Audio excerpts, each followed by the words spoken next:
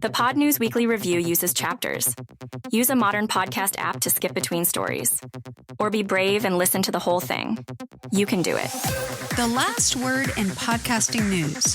This is the Pod News Weekly Review with James Cridland and Sam Sethi. I'm James Cridland, the editor of Pod News. And I'm Sam Sethi, the CEO of True Fans. It kind of feels this year people know it's here to stay and people have experienced it. Jason Carter from the podcast show London on what to expect this year. We want to be the best partner in the country for podcasters. Ruth Fitzsimons from Bauer on what Bauer are doing in Ireland. Plus, PodX acquires Lemonada. It's been a taxing week for Apple, and Spotify adds play counts. This podcast is sponsored by Buzzsprout with the tools, support and community to ensure you keep podcasting. Start podcasting, keep podcasting with Buzzsprout.com. From your daily newsletter, the Pod News Weekly Review. Right, James, this is going to be a seismic week, I think. I genuinely think some of the announcements this week are quite substantial. But let's kick off with Spotify adds a play counter. Go on then, James. What's the play counter? Now, this is really interesting. So some people have been viewing this as being the world is falling in and this is the worst thing that Spotify could ever do. Other people are going, they're just doing what YouTube does and we're all cool with YouTube. So you know how YouTube has a plays counter. Mm-hmm. So when you're watching a piece of video, then you know that 24,000 people have seen it before you. Well, Spotify is going to do exactly the same thing in the Spotify app for podcasts. So this show will have a play counter, may even have one now. Who knows? It'll probably say 3. No, I've got my grandma to listen. We're okay. That's 4. There you go. I would have thought that should be listening on True Fans. But anyway, no, she hates me. So they are adding a play count, and some podcasters have said how dreadful you are sharing our private information, which is the amount of plays. As you know, I've always been talking about how we should be as open as possible with that, and we should just be talking about plays and how much plays we get, which is why the numbers for this show are public, because I think that's the right thing. But there are some podcasters who think that that's a bad plan. The other side of it, though, is what's a play? Exactly. What do you think a play is, Sam? It's a made-up number by Spotify and YouTube to increase the amount of play counts. Yes, correct. It literally is a made-up number. I asked them as soon as they made the announcement, I said, so what's the definition of a play? And they came back with some flowery words, and I said, yes, thanks. But what's the definition of a play? And they gave me nothing. The following day, Dan Meisner and I thought that we had worked out what a play actually was by looking at some of the code in the Spotify website. And so we went back to Spotify and we said, okay, so a play is this then, is it? And Spotify actually turned around and said, no, it's not actually that. And we're still not going to tell you what it is. So, well, it is that, but bugger off and stop being. Well, it really wasn't. They've just reused something on their website. Oh, okay. So it was very odd. The only thing that they have told us is that it is a measure of intentional engagement. Which is about as far as they went. I got a statement from them on Thursday, which said that it's intended to capture user intent. It uses a number of proprietary signals, and that's it. So we don't know what plays are. Bullshit. Well, so we don't know what plays are. And on the other side, we should probably not forget that YouTube, you know what a play is in YouTube? Again, it's totally made up. It's something that YouTube has never, in all of YouTube's history, actually given a definition of what a play is there. So we're in a position where we've got IAB figures out there, which Spotify is, ignoring, and instead we've got this thing called a play. And nobody really knows who it is. But on the other side, at least we now have you would assume, relatively consistent way of comparing different shows on Spotify, because they'll all be working out the play number in exactly the same way. Yeah, but what if I hit start, stop, start, stop, start, stop? Is that a play every time? Well, we don't know. We don't know on Spotify is the quick answer. The one thing that Spotify did tell me is that they've been pretty careful to make sure that you can't game it. So they've presumably built something in there. I mean, if I was Spotify, I'd just work a play out in terms of a logged in user, because that's the easiest way to avoid people gaming it, because who's going to sit there and log into different users all the time? But so they say it's going to be, you won't be able to game the system, but that's pretty well all that we know. Good or bad, do you think, Sam? Mixed, actually. I think good in the sense that, yes, it's more data, it's more information. People who don't want their play count revealed generally are not getting high engagement anyway. And then they've relied on that false number of downloads to basically say that they've got a very high rated show. We always say, and Dan Meisner says it very well, a download is not a listen. So... yeah, people who don't like it are going to be those that don't want it revealed, and those that are getting high play counts anyway won't care. So on that sense, I think it's good. On the bad, if we haven't got a universal metric, as we've just described, and we have no way of knowing how to measure a play, then we can't measure the other parts that are important, listen time, percent completed, unless they're already in the Spotify dashboard. Yeah, now those are in the Spotify dashboard, which is interesting. And they are also keeping streams, which is the 60-second or over number. They're keeping that for monetization. So that doesn't end up changing. But yes, I mean, I guess on the other side, True Fans has a play count as well, doesn't it? We do. How do you calculate that then? So, okay. So is it a proprietary system? No, it's a very open system. It's physically you start, hit play, and then you stop, hit play. And then we basically work out within a session. If you then do start, stop, start, stop, we don't count that as multiple plays. We know that you're in that session. It's when so we submit activity. When you finish playing and you start to play the next podcast episode. Oh, that makes sense, doesn't it? Yes. Yeah. And that's how we do ours. Yeah. Yeah. Nice. And is there a minimum 60-second thing or? No, we have 3 minutes is a play. We don't do 60 seconds. And so, for example, with ratings and reviews, it's a similar thing. You have to have listened to 10% of the episode length before we allow you to do a rating or review. Nice. Well, there we are. So all of that was very exciting. Starts are going away, is my understanding. And that's basically all of that. They've also made a number of other content announcements. They're going to be on Samsung TVs. That's exciting, isn't it? They're doing more things to do with apps and blah, blah, blah. But that's the big exciting thing. I'm looking forward to seeing those play numbers appearing for this show and for other shows as well. I suspect that they may be quite revealing. They will be, but once people have worked out how to game it, and they will game it.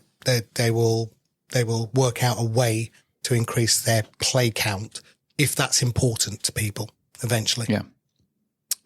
Anyway, good luck, Spotify.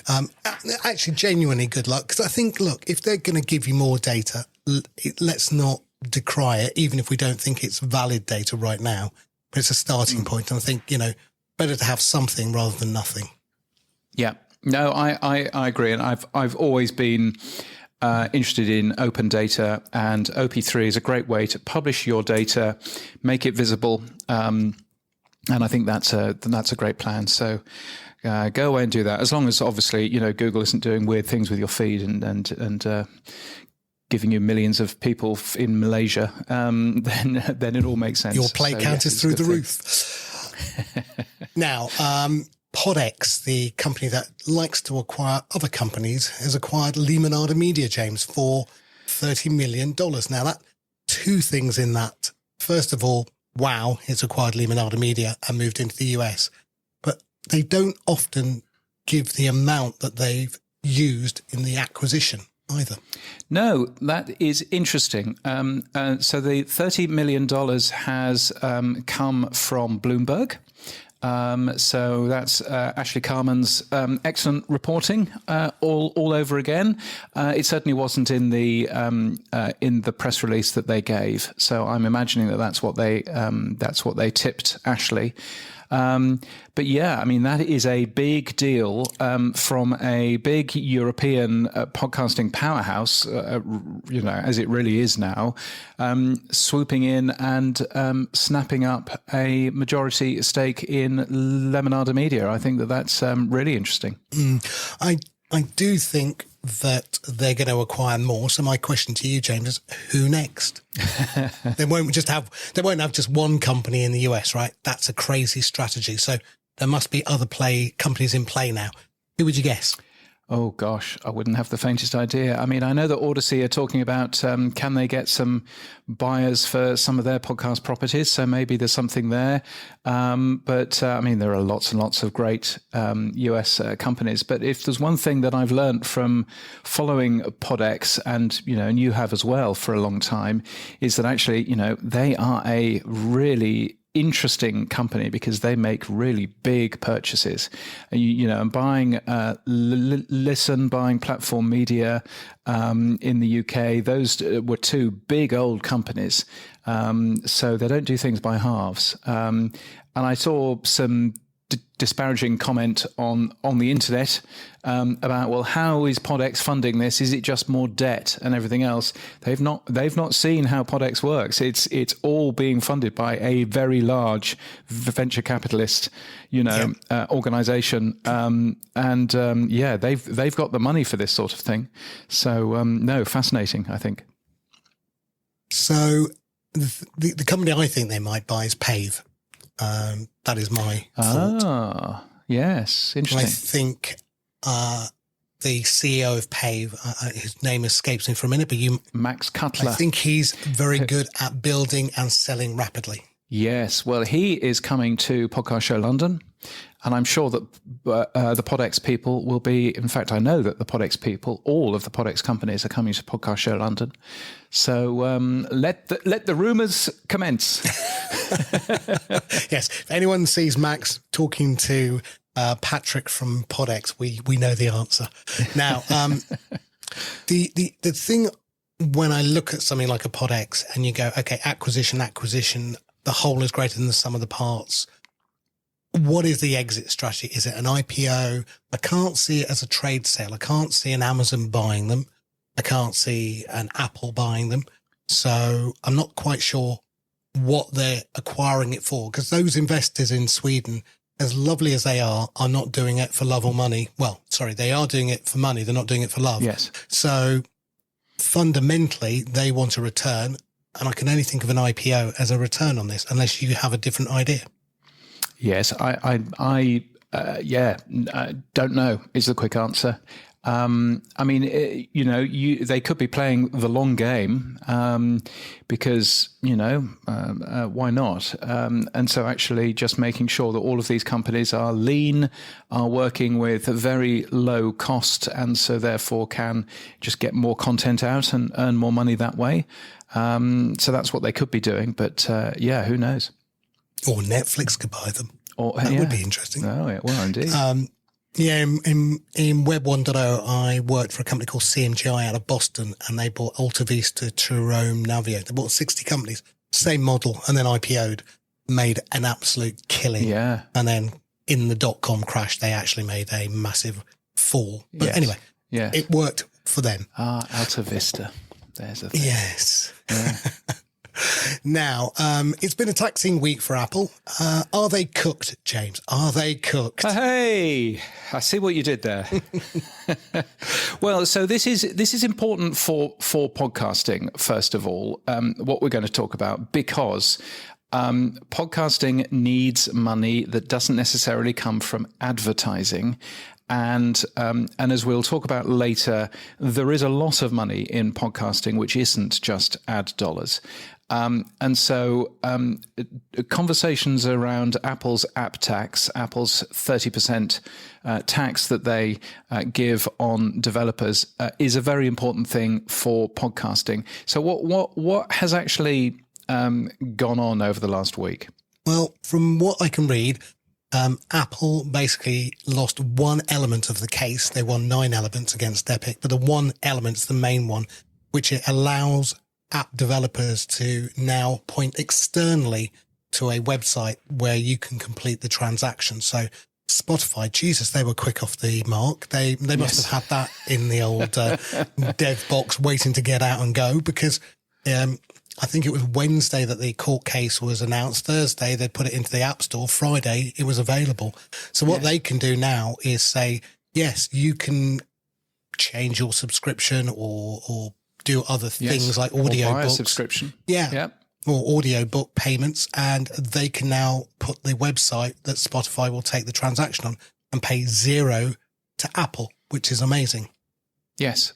No, I saw that. That was amazing. I think the other company that is apparently moving quite fast is Patreon, which again, that is great news for the podcasting world, because there is a lot of money from Patreon into podcasting. So. Yeah, I mean, I found all of that really interesting. Now, we should say it's only in the US.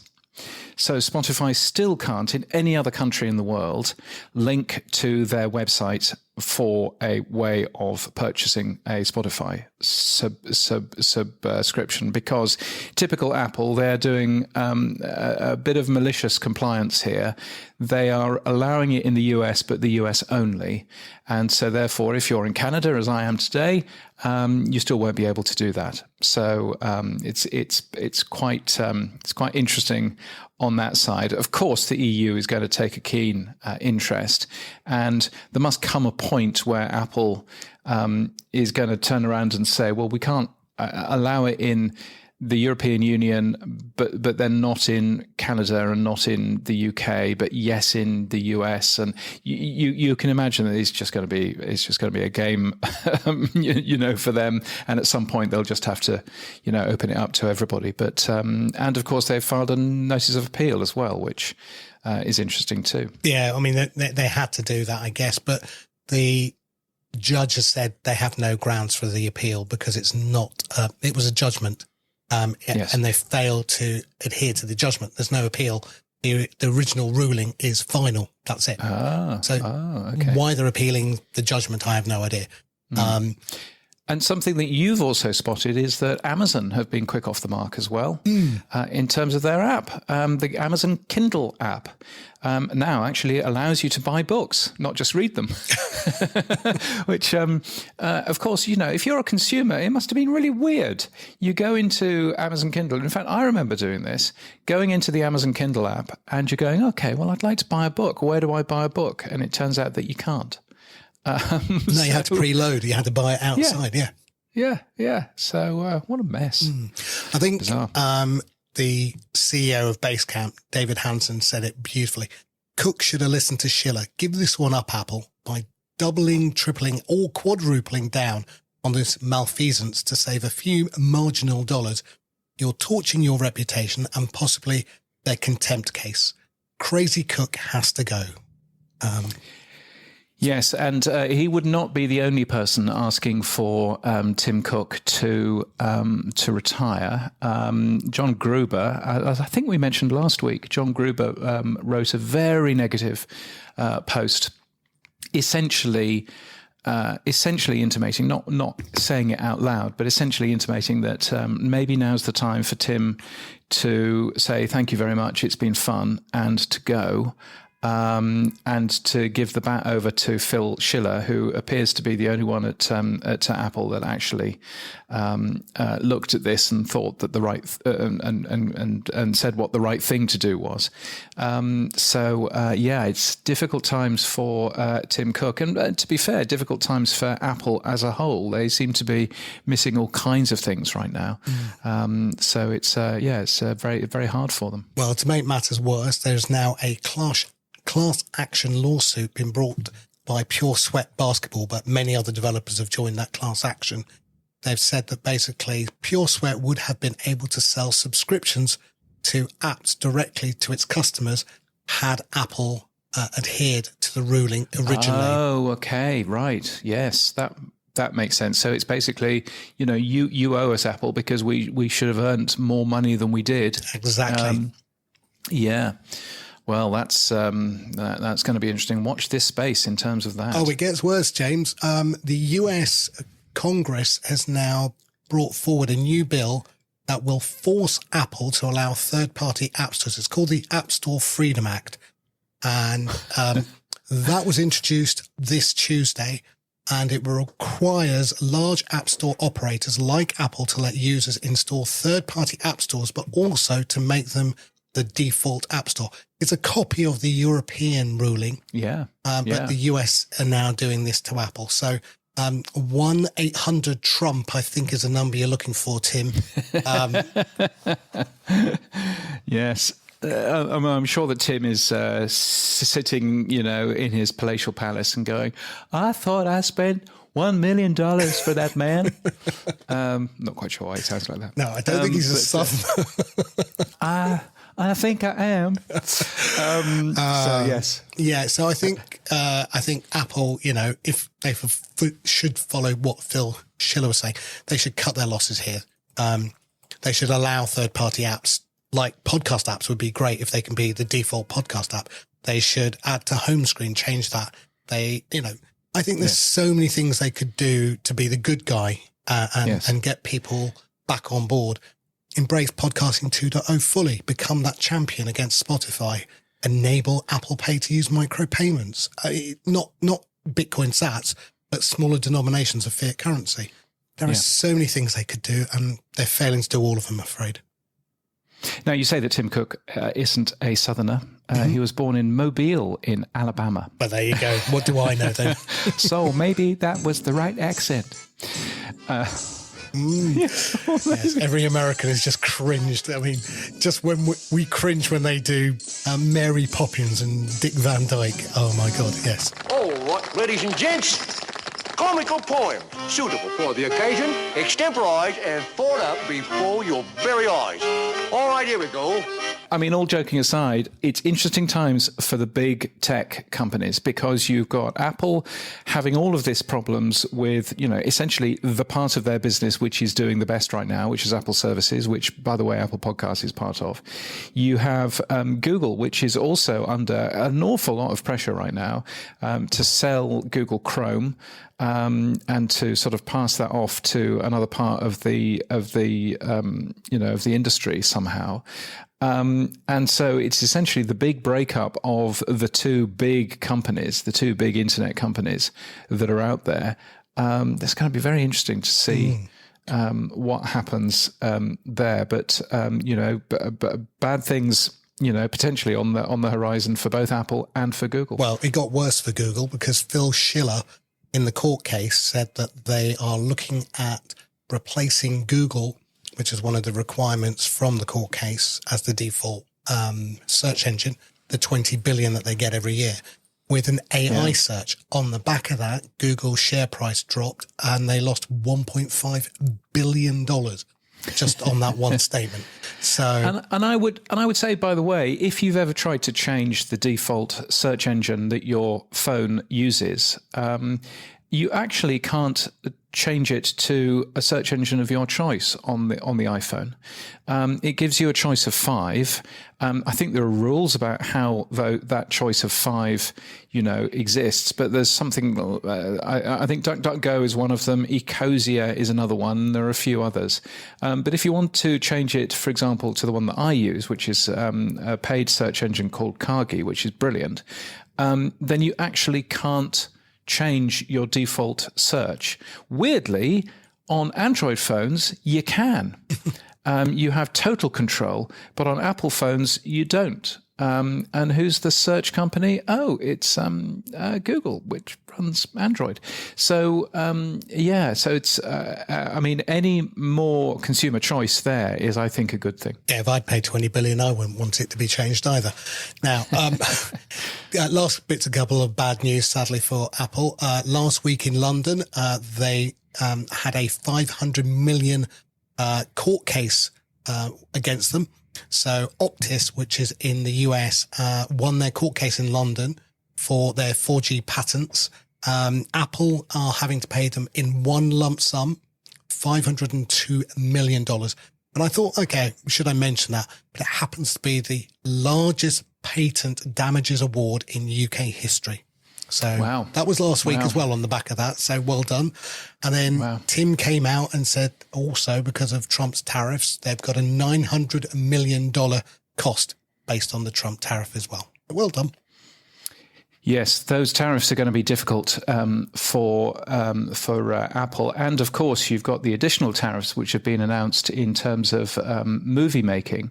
Now, why would that be interesting to Apple? Well, of course, you've got Apple TV Plus, which Apple also has. And if all of a sudden foreign to the US content costs them twice as much to purchase, then that's going to be an issue too. I mean, I have to say, it would be excellent Schadenfreude to see Apple being, having issues with patents, given that I went to Apple in, I think, 2005, maybe 2006, and I went to explain a new piece of open technology that I had put together.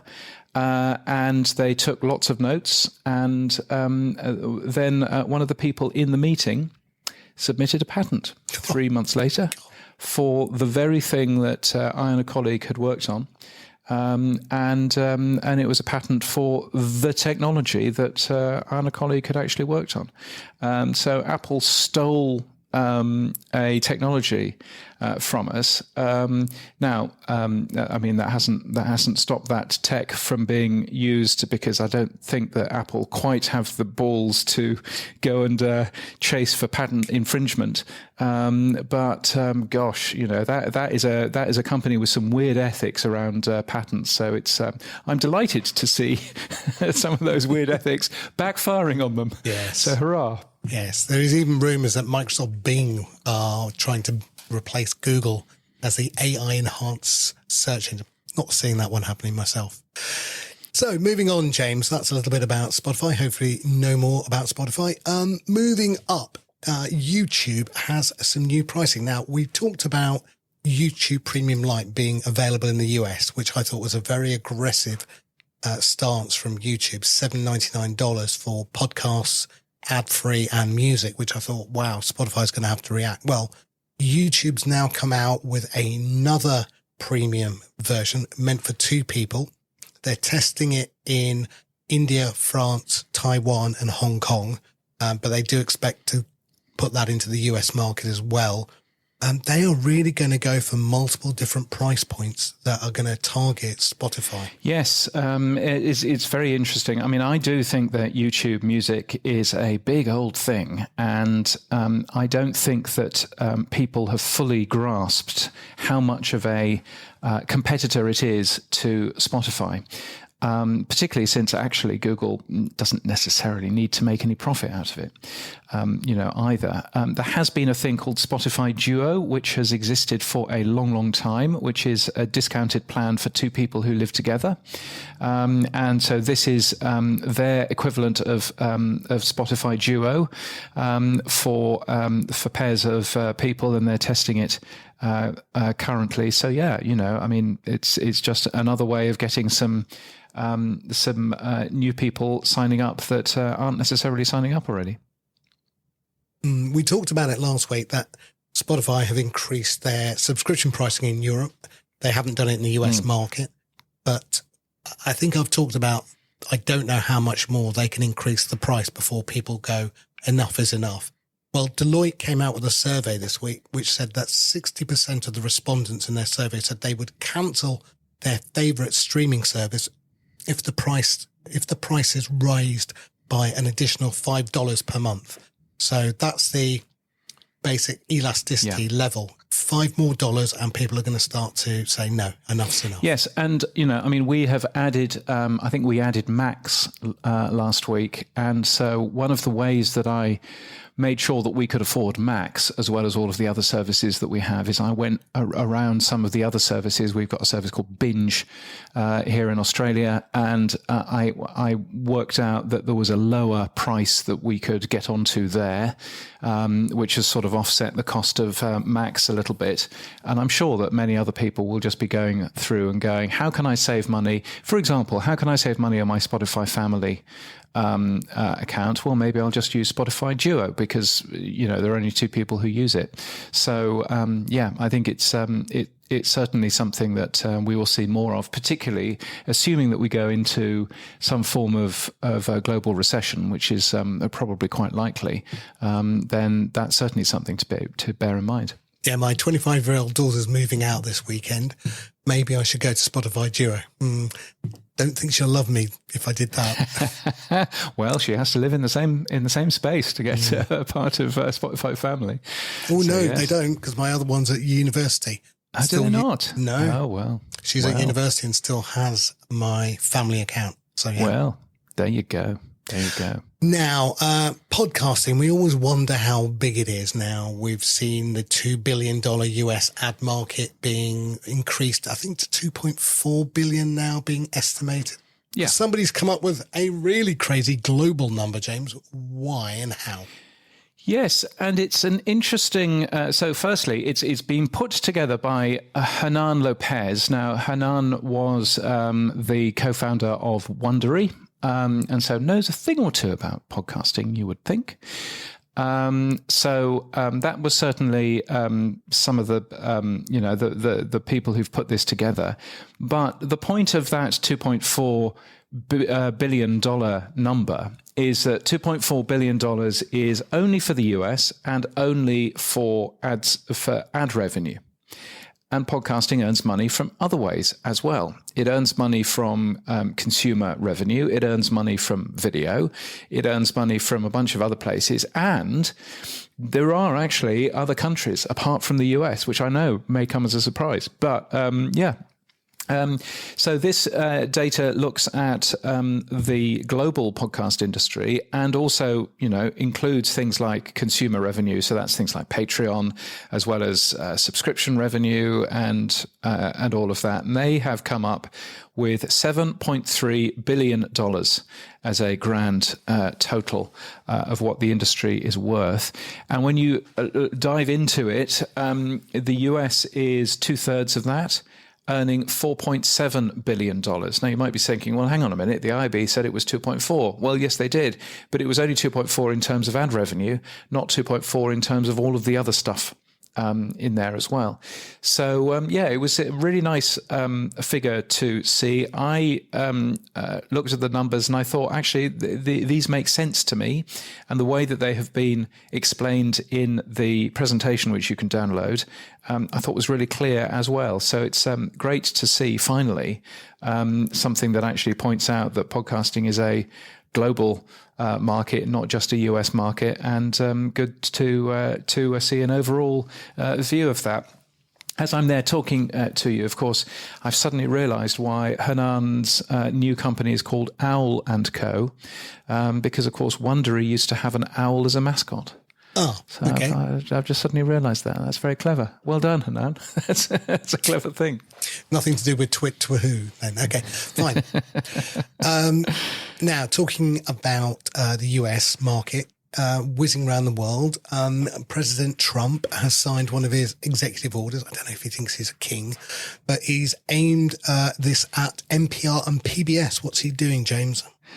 Yes, he is trying to eliminate federal funding for NPR and for PBS. Now, public funding for radio and TV costs the American taxpayer $1.60 a year. So it's not an awful lot. So he's not saving himself an awful lot by doing that, but he's clearly trying to defund as much as he possibly can. Anything that he doesn't fully understand, he's trying to defund, and that's quite a lot of things. Yes, we've obviously seen a talk about defunding the CBC here in Canada. We've talked about defunding the BBC as well in the UK, which are all very, interesting ideas, but very bad for everybody. So let's hope that none of that happens. But yes, the defunding of NPR and PBS is quite a concern, to be honest. Yeah, it's often authoritarian right-wing leaders who tend to, and we've seen it in Turkey, Russia, North Korea. Yeah. So it's a shame that America isn't looking to keep its open, free radio.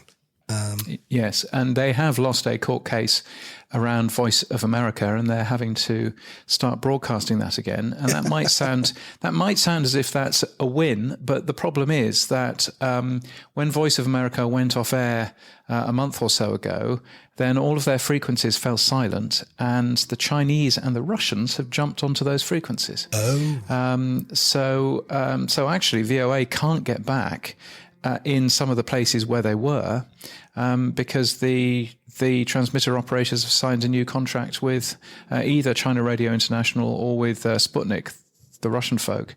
There's some great amount of damage that's happened there. So, yeah. Staying in the US then, Edison Research released the top 50. Anything new in there, James? I mean, there's a debut Rotten Mango, which made its debut in the top 10. And interesting as well, the Mel Robbins podcast, making the top 50 for the first time at number 15. Now, every time I see these top 50 podcast charts for other countries, Mel Robbins is number one in there. The fact that she wasn't in the top 15... The fact that she wasn't in the top 50 of the Edison podcast charts was curious, but that is no longer the case. Mel Robbins is there at number 15. Interesting stuff. Rotten Mango, by the way, you may be wondering, what on earth is that? It's hosted by a former YouTuber turned podcast host. There's a phrase you don't hear very often. Stephanie Sue.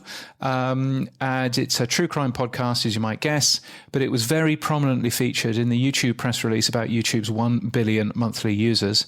So that may well be where Rotten Mango has sort of got a bit more of its push. Now, two companies have announced their financials, SiriusXM and Cumulus. Strangely or sadly, both are down. They are. Now, we don't have very clear numbers for either in terms of podcasting. I mean, certainly not for SiriusXM. Podcasting is thrown into the part of their business which is called Pandora and off-platform. That was down 2% year on year. Now, what may have happened there is that, I mean, Pandora is a declining product. Fewer and fewer people are using Pandora because, Spotify will do just as good a job, to be honest. And so therefore, it may just be that Pandora has, gone down by 10% and podcasting only went up by 5%. And so therefore, that's how maths works. So difficult to know. But Cumulus Media, which also owns Westwood One, which recently came off the stock market because they couldn't keep their stock market price high enough. They say two things. They say that either podcast revenue increased by 39%, if you ignore the Daily Wire, which they lost at the end of last year. But if you include the Daily Wire in the figures, then their podcast revenue was actually down by 13%. So I worry whether or not we will see a bunch of people seeing much lower figures as we move through this year, because if you are a large company and you are being concerned about tariffs and things like that, then the first thing that you're going to do is you're going to stop advertising until you've got some clarity about what's going on. And perhaps that's one of the things that may happen. Interestingly, that might mean good news for the UK, because Trump is apparently just about to announce a big trade deal with the UK, the first trade deal of the Trump administration. So, who knows? Can I just say, seeing is believing? Yes. Nobody has any idea what's going on there. Yeah, he's got to put his head down on the pillow and wake up tomorrow with another idea. So anyway. Now in Canada, yes. The Canadian podcast listener, that is a yearly bit of research into Canadian podcast listeners, and that will contain some video stuff when it comes out later on this year. They've just announced, which is good news. So that's going on here in Canada. In Germany, Wondery is beginning to sell podcast ads for other podcasts. They've done two deals. One which is a weekly sort of comedy chat show, and a sports show as well. So interesting seeing Wondery, diving into the German market. It's a very interesting and mature market in Europe. So interesting to end up seeing that.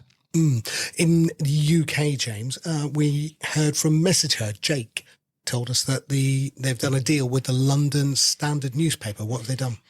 Yes, so the London Standard used to be called the Evening Standard, but now it doesn't really come out in the evening. It's a website rather than a printed paper, apart from one day a week. And that has essentially given control over all of its audio output, podcasts, if you like, to MessageHerd. And that is actually something that happens quite a lot in the US. So I think the Wall Street Journal works with Spotify on their daily podcast. There are a few other examples of people working together. And interesting seeing that idea has been taken out now into the UK as well. I wonder whether this is a precursor to an acquisition. I mean, maybe, but, it may just be that actually the right people to be running your podcast strategy is a podcast company. So it may just be that, but interesting and good news for the folks at MessageHerd. Christiane Amanpour, who is, of course, on CNN, or at least currently on CNN. We mentioned last week that she had got a deal with Global, the big UK commercial radio operator. It turns out that she has a new show coming out. We don't actually know quite when, but the new podcast is going to be with her former husband. They were married for 20 years, a former US diplomat called Jamie Rubin. And I think they're calling it the X-Files, something like that. It's very clever. EX Files. Yes. So they're definitely moving fast on that. So that's a fascinating thing to watch what's going on with Global there. The other big radio group is Bauer, and they have sold a stake in their digital audio marketplace. James, why? Yes, Bauer have done a typical Bauer thing. They used to own half of a company called Octave, and they owned the other half was owned by News UK, by Rupert Murdoch's company. And they sold that half to News UK last month. And this month they said, we're going to roll out, I think it's pronounced Audio Z or Audio Xi. Should ask Elon Musk, he'll know. Yeah, so they're rolling that out, and Simon Kilby, who is their boss of their commercial boss, said that it had always been their long-term strategic plan. So basically, they just had Octave as a way of earning money until they could get their act together in terms of that. But Bauer is a fascinating company. It'd be brilliant now, if we can, to actually get somebody from Bauer talking a little bit more about what they're doing in this space. Well, as always, your wish is my command. We managed to talk to our good friend Ruth Fitzsimons. She's the new Director of Digital for Bauer Ireland. And we started off by asking her, what or who is Bauer? So I think if you don't know Bauer Media, you probably actually do know Bauer Media, because they are a very successful radio and publishing group, originally from Germany. And actually, this year is our 150th year of existence. Congratulations. So it's like 150 years. That's really, really impressive, and started off in Germany, but is now across multiple territories across Europe, Ireland being one of them, and also very well known in the UK as well. It's a brand that I think in each territory is slightly different, but at our core, we kind of have different parts of the business, publishing, as I mentioned, but also the likes of audio. And in the UK, of course, you would know some of the Bauer groups like Absolute and that. But here in Ireland, we are probably the largest commercial audio publisher. We reach about 42% of all people over the age of 15. And so we'd be a market leader here with the likes of Today FM or News Talk and Go Loud, which is our podcast arm. But we also have a number of local radio stations as well. So it's a mixture of all things audio. So with the title of Director of Digital, what does that mean? What do you do? Well, it's really interesting because I think Bauer, and one of the things that really attracted me to Bauer is there's a real focus now for us about trying to step into this digital moment. You know, we are, as I said, kind of very much the leading radio group. And, you know, that is something that has been built up over the last 25 years. But, you know, the digital landscape has really changed the way we all interact with audio, and be that podcasts or be that, you know, kind of social media clips or video. There's lots of different ways that we are kind of, you know, integrating those kind of audio content into our lives in different forms. So, you know, for me personally, I oversee the growth of our Go Loud podcast network. And that is a podcast network that we've grown out in Ireland. It's owned and operated, and we're working with fantastic creators here to grow that out. But it's also about improving our radio station's digital presence and our digital presence really in the wider audio ecosystem with third-party podcasting apps or third-party digital products. We're also really looking to increase how our users engage with us. So we're, you know, rolling out a new Go Loud app, which will be a kind of central point for all of our listeners to get all our great content in one single app. But apart from that, it's also looking at innovation. It's looking at everything from new technologies. So everything from video and AI to, you know, kind of more boring back end stuff, but stuff that's incredibly important if we want to keep our journey going forward. So yeah, it's a fairly long list, but a very exciting thing to be a part of. And yeah, absolutely delighted to have joined. Now, I mean, when did Bauer get into podcasting? Now, it may be my perception, but it feels like they were later into the podcasting space than maybe Global or other competitors in the market. No, I think it's really interesting. And I think that would seem different depending on which territory you were in, because Bauer operates in a number of different territories across Europe. So different territories are at different stages in their journey for sure. And, you know, our colleagues in different countries have slightly different models in each country as well.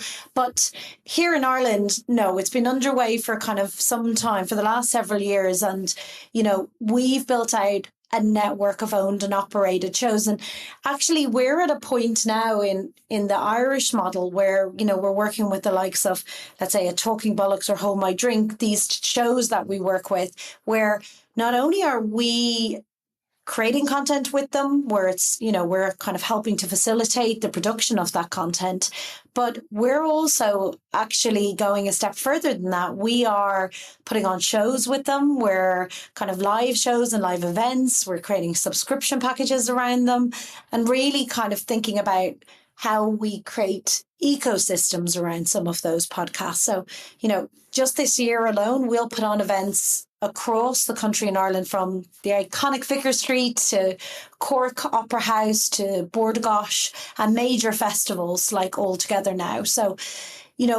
it's interesting. I think as a group, we're all at different stages. But the nice thing about Bauer is we actually, work in these things called tribes. So I join colleagues of mine from the UK or Denmark or Slovakia or Finland or Portugal, and we are all on tribes sharing our knowledge across the group. And personally, I find that great. It's like being able to tap in to people and you're like, hey, did this work? Did this work? Are we doing it right? And as always, we just don't know until we actually kind of try some of these. But yeah, we're on our journey into creating very much an ecosystem across the board. So one part of it is the owned and operated. That's a really big part. The other part that we're kind of leaning into now is also, we want to be the best partner in the country for podcasters. We want to be the place that you want to come to.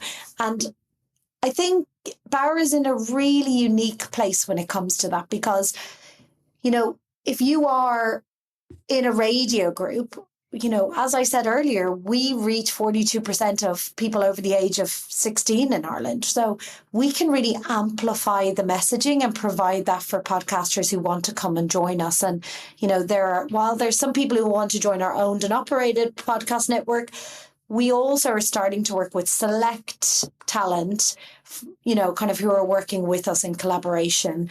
And, I think for those people, what we're able to do is bring a really established sales team and a marketing team, as well as this ability to do the likes of events and subscriptions, and we know how to do those. So yeah, it's a really exciting time. And that Irish team, I have to say, I've kind of come on board, and Darren and Owen and the team here at Go Loud and Pam and Ed, they've been doing amazing work for the last few years. So I'm just so pleased to be a part of that team. So of that reach that you have, are you talking about that as radio reach, or are you talking that as digital reach, as in podcasting and radio combined?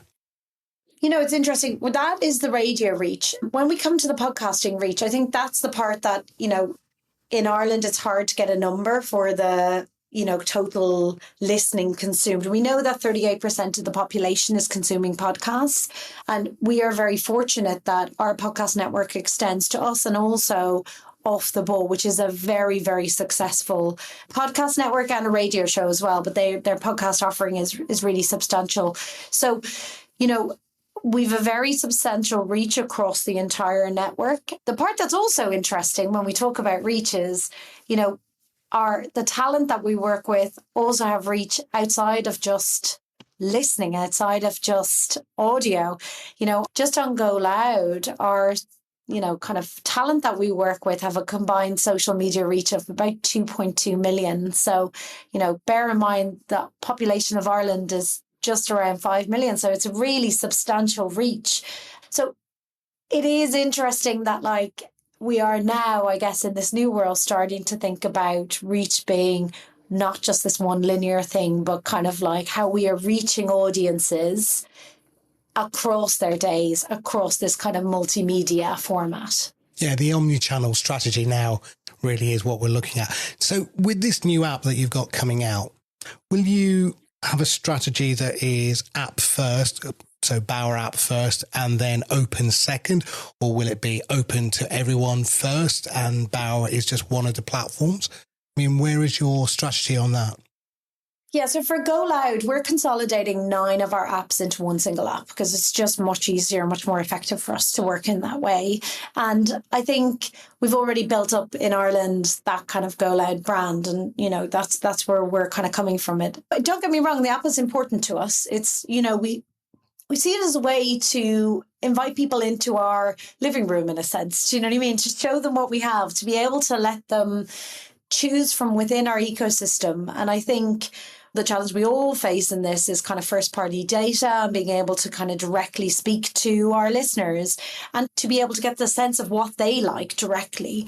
But, we are in a fragmented multimedia landscape and, there's no there is kind of no denying that. Do you know what I mean? So it's a part of our strategy, but also we are working closely and we remain closely working with, kind of different distribution points. So be that Apple or Spotify, who we work with very closely, or, kind of various different, social media platforms. For us, the key thing here is how do we bring our brand to our audiences where they are? And how do we make sure that we are using our ability for storytelling to keep people entertained and engaged? At our heart, we'll always be a radio or an audio company. That's like very, very important to us. And we've got great storytelling here. But I don't think we can turn back the clock on some of that. This is the reality of the world that we live in. The key thing is, are we making sure that when we are doing storytelling in these other formats or other positions, that we are kind of maintaining our brand integrity? That's very important to us. And that are we making sure that our standards are upheld in those, and that it is very clear to the audience who or what they're listening to. That's really important to us. Within the app itself, you can control the experience. You can get that first party data. You can cross-sell to other platform content that you have. So I can see why you want that. Will you have within that video as well? I'm assuming you'll be able to tune into live radio, so that'll be part of it, listen to the podcast. But will there be a video element within that app as well? Yeah, so I think kind of probably in the longer term, that's something we'd look at. But right now, it's an audio product for sure. But that doesn't mean we're not introducing video to some of the other elements of our audio experience. At the moment for, even Go Loud podcast, we're actually, recruiting for a new video creative as part of that team. And our social media executives and teams, they also are creating video, behind the scenes video. So, we have seen video becoming a part of this landscape to different degrees, right? And I think that is, we should just all be honest about that, because, for example, we have some incredible video very recently. We're Talking Bollocks. That's a podcast here in Ireland which explores various different topics. It's absolutely fantastic if you haven't heard it. It's two working class guys from Dublin, and they're investigating. They kind of explore different topics in each podcast through a guest. And that might be everything from, them talking to a child psychologist and someone who's a leading child psychologist, to talking to the next day about someone who does vetting online and used to work for the police and online, kind of sexual abuse, or kind of like looking at kind of the dark web. And, what's that world look like? Very funny, very thoughtful, very engaging, very kind of, they don't stand on ceremony. So they're very good at kind of getting to the heart of some of these points. I think the title of the podcast says it all, really. So Yeah, I know. They're very, very funny. They're very good at what they do. But we recently had a sold out gig for them in Vickers Street. And the video element of that was a big part for the audience as well. They loved seeing the video clips that went up online, and they loved seeing the more professional video that is talking about the launch of their, kind of ticket sales for the next venue, which is even bigger. And so in Boards Gosh, which is one of the biggest theatres in Ireland. So it's definitely a part of the landscape. I think we all know that the issues with video at the moment is the monetization element around it. I don't think anyone's quite cracked that. And, there's different options in the market, but there's no currency as of yet. I think we are really in a trialing period. And I know from various different podcast networks and different organizations that everyone's sort of trying things out. But, we've seen in the last year a move towards 360 campaigns, where we have seen a mixture between the podcast, the social media, video, live events becoming very popular. But I think we're still in a time of experimentation where we're seeing, how effective is it? What does it look like? What are the costs? And, that's not a bad thing. It's not a bad thing for us to be in a period where we're adding kind of, experiences and products, for want of a better word, to the offering, and for us to be kind of, innovating and trialing something. But I think in the industry as a whole, people are interested in video. It's definitely a part of the expectation from a listener perspective. That doesn't mean that every show should be videoed. I don't think we're at, But it does mean that is an expectation of something that we need to offer alongside, again, just going back to the heart of it, which is great audio content. Yeah. So if I'm right from what you're telling me, one of the other things I think Bauer brings to the market is the amplification capability for podcasts. So if you took on a podcast within it, you've just bought Clear Channel, you've obviously got radio, you've got the live element, you've got the reach. So is that one of the things that you talk to podcasters about? Because I think we're beginning to see clearly now that networks of podcasting have been successful. And now I think the radio companies are beginning to wake up to the fact that they too can be successful in that same way. So is that your sell out to podcasters to come onto your platform? We can help you amplify and reach. Yeah, it's a massive part of our ability. And I would say our, kind of unique ability in many ways. We are able to reach audiences at scale. And that is, I think, one of the biggest challenges for podcasters when they're launching now. It's a very crowded market. It's very difficult to get cut through. I would say there's two things that we're able to offer podcasters who want to work with us, and the kind of reason and success for our podcast network has probably been built on those two things. So one, like you say, is the amplification. In Ireland, our radio group as a group has massive reach, and it has massive reach across national stations like Today FM or News Talk. That's great, but also local stations. Do you know what I mean? Or local networks. So if we look at something like Red FM in Cork, or if we look at, kind of Spin, or we look at, kind of Beat in the Southeast, these are kind of connecting with local audiences and really kind of like speaking one-on-one with those audiences.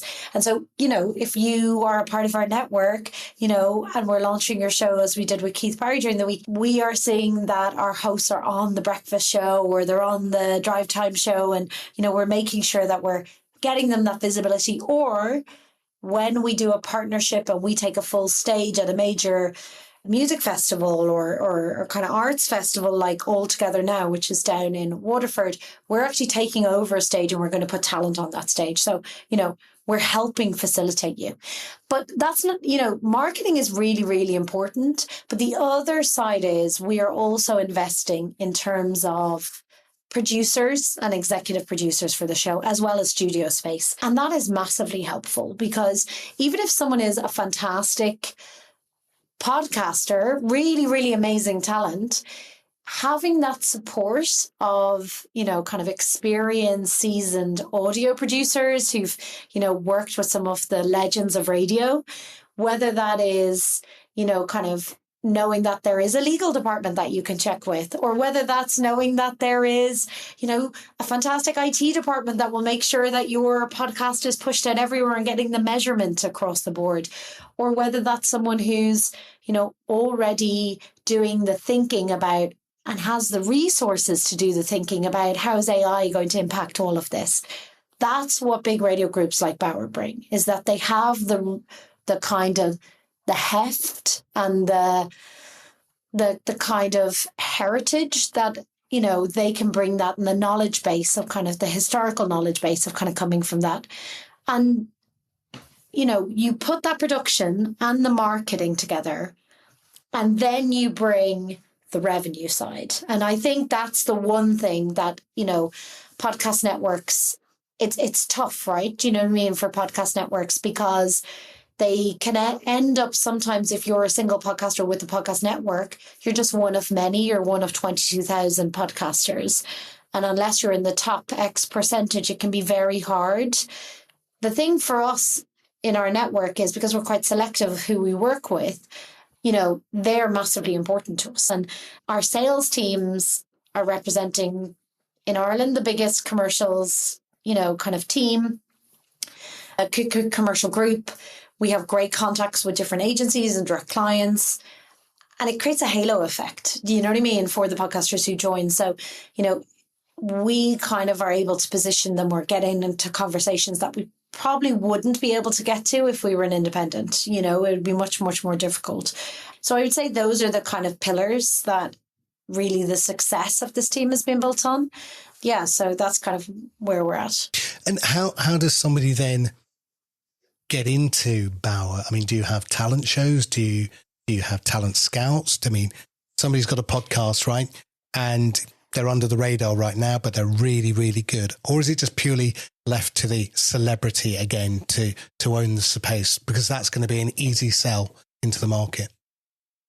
No, certainly in Ireland, not all of our podcasters have just been big celebrities. In fact, some of our podcasters were very small when we first started working with them, but we could see the talent. Do you know what I mean? So, some of our podcasters have actually gone on to kind of end up having their own TV station, or kind of like they TV program, or they've gone on to do other things outside of this kind of podcast landscape, or some of them have gone on to grow their influencer base.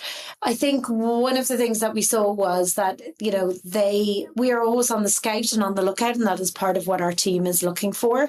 We also have worked with kind of various agencies before in the past who would bring us kind of new talent. One of the things that I think in particular Go Loud in Ireland has really been fantastic, and the team have been fantastic at, is they've been good at looking out for younger podcasters and bringing them on a journey. So it's really interesting. We have one podcast called Hold My Drink, and that very much started as kind of a podcast about two girls who, kind of their trials and tribulations in the dating world, and just being young women, like in their 20s in Ireland, and kind of what that experience is. And it's been really interesting to see that their audience has matured up alongside them. So they're settled now, they're buying houses, and, their audience has remained really loyal for them, but it has changed, and they themselves and their kind of other work, they become kind of much bigger influences off the back of the podcast, and that's kind of been symbiotic, the relationship between those two. But, what we found is by tapping into those youth audiences, you also are in a position to, and that youth talent, to kind of grow with them. And that's also the thing, is when you're part of a wider group, you can take those chances. Something that you probably couldn't do in a smaller podcast network, because, for sellable reasons, for profitability, we could only work with the biggest talent. So we're fortunate that we've been able to work with big talent, and also with kind of some smaller talent that we've been able to grow over a period of years. I mean, look, it sounds like you've got the whole omni-channel sorted. So, yeah, I'm looking forward to the app. We'll have a look when that comes out. Now, Ruth, one of the other things that you've done, you've been in the industry a number of years now. So you've seen the changes in the industry from where you've come. We've got the big London podcast show coming up in a couple of weeks' time. You've been advising and helping with that as well, which is great. When you talk to Jason Carter, the organizer there, and you look at the changing landscape, what are the sort of things that you're saying to Jason about how the show should frame, and what's changed over the time that you've seen? Yeah, so really, I'm very, very privileged and very grateful to be on the advisory board of the London Podcast Show. And, it's a massively changing landscape. I first came into podcasts because I had been working at an independent production company based in London. I was based in London for 17 years, and, worked for an independent radio group production company called UBC, which was Smooth Ops and Unique. And I'm sure there's some people who are old enough to remember that. We made the BBC Five Lives Olympic podcast show. And this was a series that was specifically commissioned around in the run up to the Olympics. And, what was so fascinating was, at the time, and I'm sure no one will mind me saying who worked on this, it was a complete add-on as a kind of, we'll just tick this box for initiative, right? Mm-hmm. Like, nobody thought podcasts were a thing then. It was just like, it's a probably good thing for us to do. Everything was about Facebook. That was the kind of like, social media was the kind of buzzword at that time. It certainly was not podcasts. It was sort of let's just give it a whirl and do it.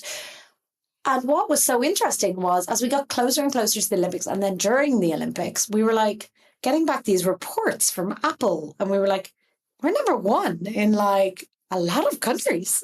Like this has got a lot more legs than we thought, and there's a lot more people listening than we thought. And I think that was my first introduction to this world where, the audience had moved before the established groups. And I think that happens a lot, right? Do you know what I mean? It can often take a longer period of time for more mainstream media companies to follow those audiences. And so they had moved. And then I ended up moving into what Audio Boom. And so I ultimately became the SVP of operations for Audio Boom across kind of content. So everything from content acquisition and original content. And then we built out a sales team. The questions we were having back then were much more kind of basic. You know, what is podcasting? You know, we're still having that conversation today. If you ask James, we're having that conversation today anyway. Oh, really? That's interesting. Well, I think now it's seen as its own channel. And I think the testament, going back to the podcast show, the fact that around 30% of the people who attended last year came from agency land really speaks to the fact that from a agency buying perspective, from a revenue perspective, it's seen as a channel. It's seen as a channel to be taken seriously, and something that, you know, reaches audiences and is effective at delivering that message. And that's because that's where the audience has gone. It's been really, really consistent. So I think now the questions that we have are, you know, much more complicated in some ways. Do you know what I mean? So, you know, I think now when we look at kind of some of the big issues, it's much more like, what do we do in a fragmented, if we thought it was the media world was fragmented back then, now it's very much a fragmented media world. Like, you know, it's what we're seeing now is podcast as a content engine that drives kind of a sort of ecosystem. And so what we've seen recently, just to put it in perspective, is we launched a subscription service for one of our podcasts, and we can see that the subscription service is responsible for about 25 to 30% of ticket sales. So it's an ecosystem. Once someone is in an ecosystem, they're in that ecosystem. But, you know, how we monetize that ecosystem, how we monetize video, there's still questions about that. There's still questions about, you know, the 360 campaigns. I think there's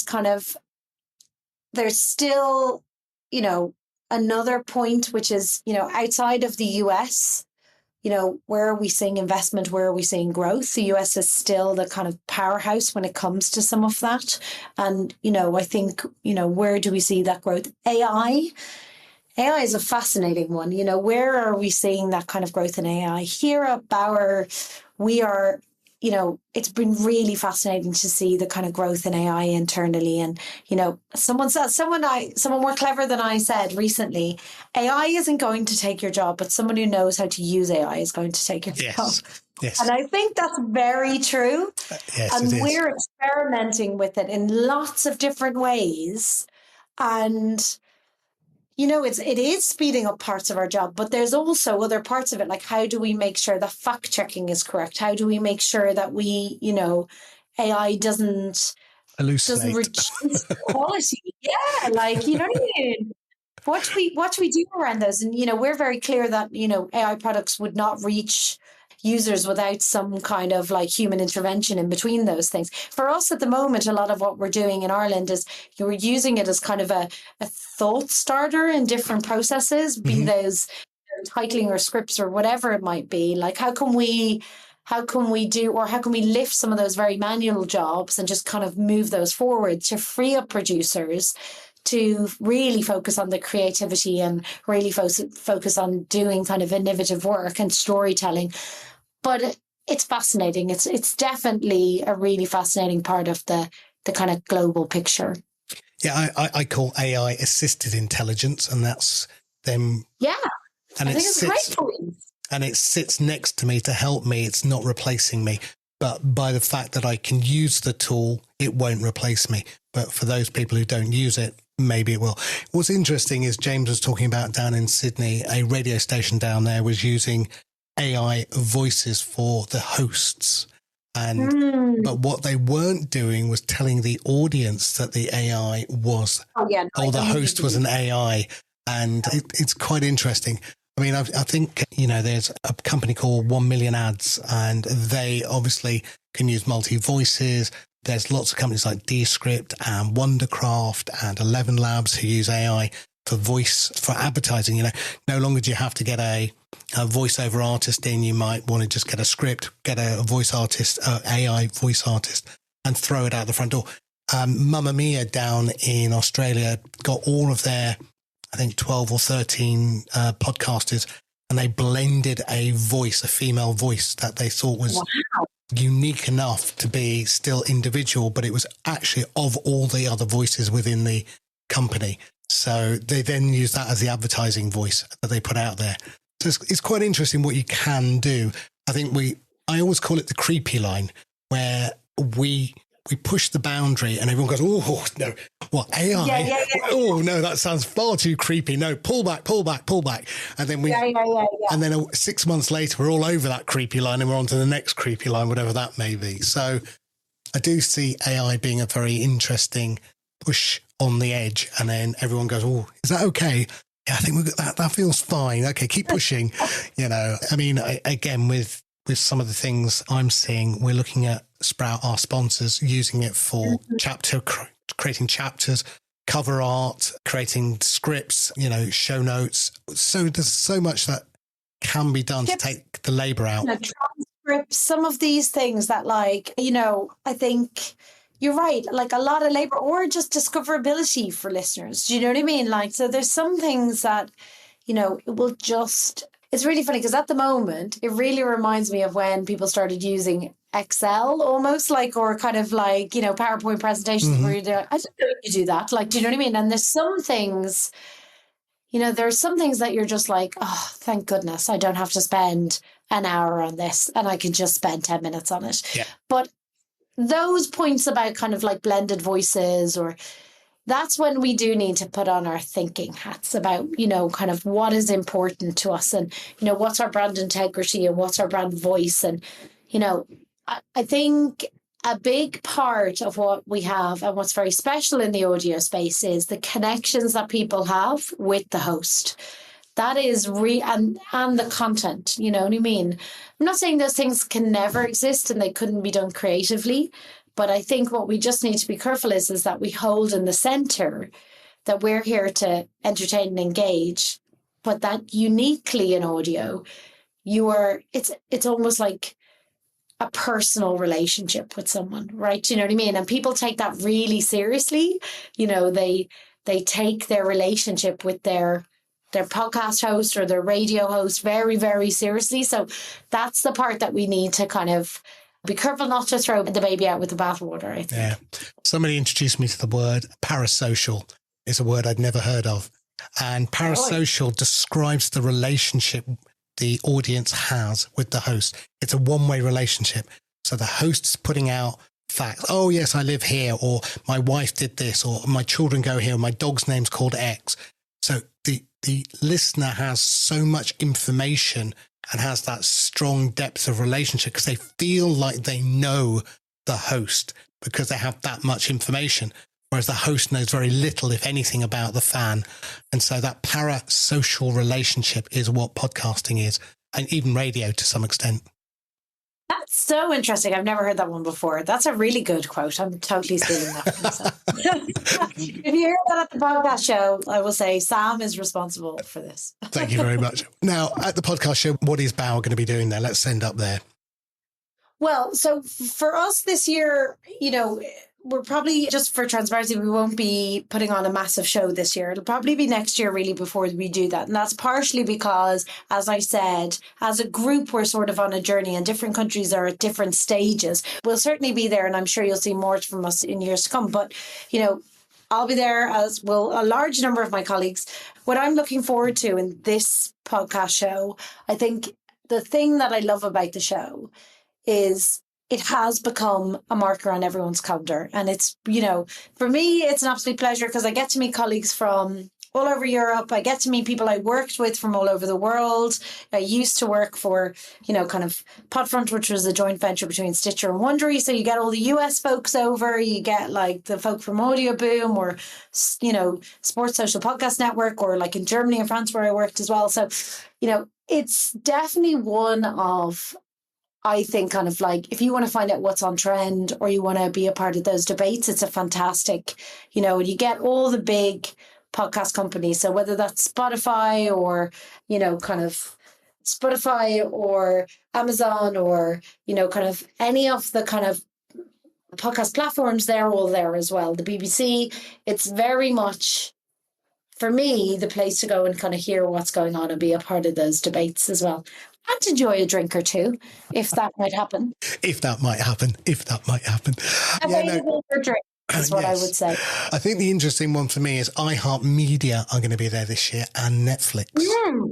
Now, that's a good example, you see, of a radio group who stepped into that podcasting space. 2 radio groups who stepped into the podcasting space, very successfully. And I think, they're going to be a really interesting combo together. I think, there's what I find interesting at the podcast show has also been, the content side, but also it's been great to hear from, like last year we heard from TikTok, and I found that some of that really interesting. And we also heard from brands, and I think that's also been really interesting. It's been interesting to hear from them what has worked and what hasn't worked. You know what I mean? And what their sometimes I feel like in the podcasting space, we can talk a lot to one another. It's also interesting to hear what they're saying to us. This is what we need from you. This is what we want from you. So that was super interesting. But to me, the best thing about it is just the networking. It's just, it's great to kind of hear and kind of chat to your colleagues and see what they're doing. And,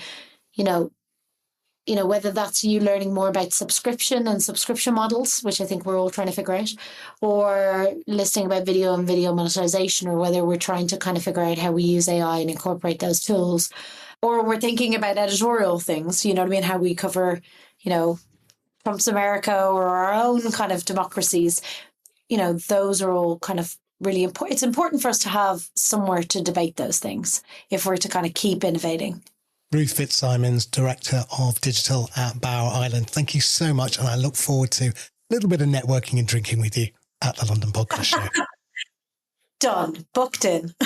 The excellent Ruth Fitzsimons. She's not been at Bower particularly long either. And so it must be a tremendous amount of change for her. I think she's also just moved house as well. Can you imagine? Moving job, moving house at the same time and, and diving in with both feet. So excellent. She will be at the podcast show in London, I understand. Yes, she will.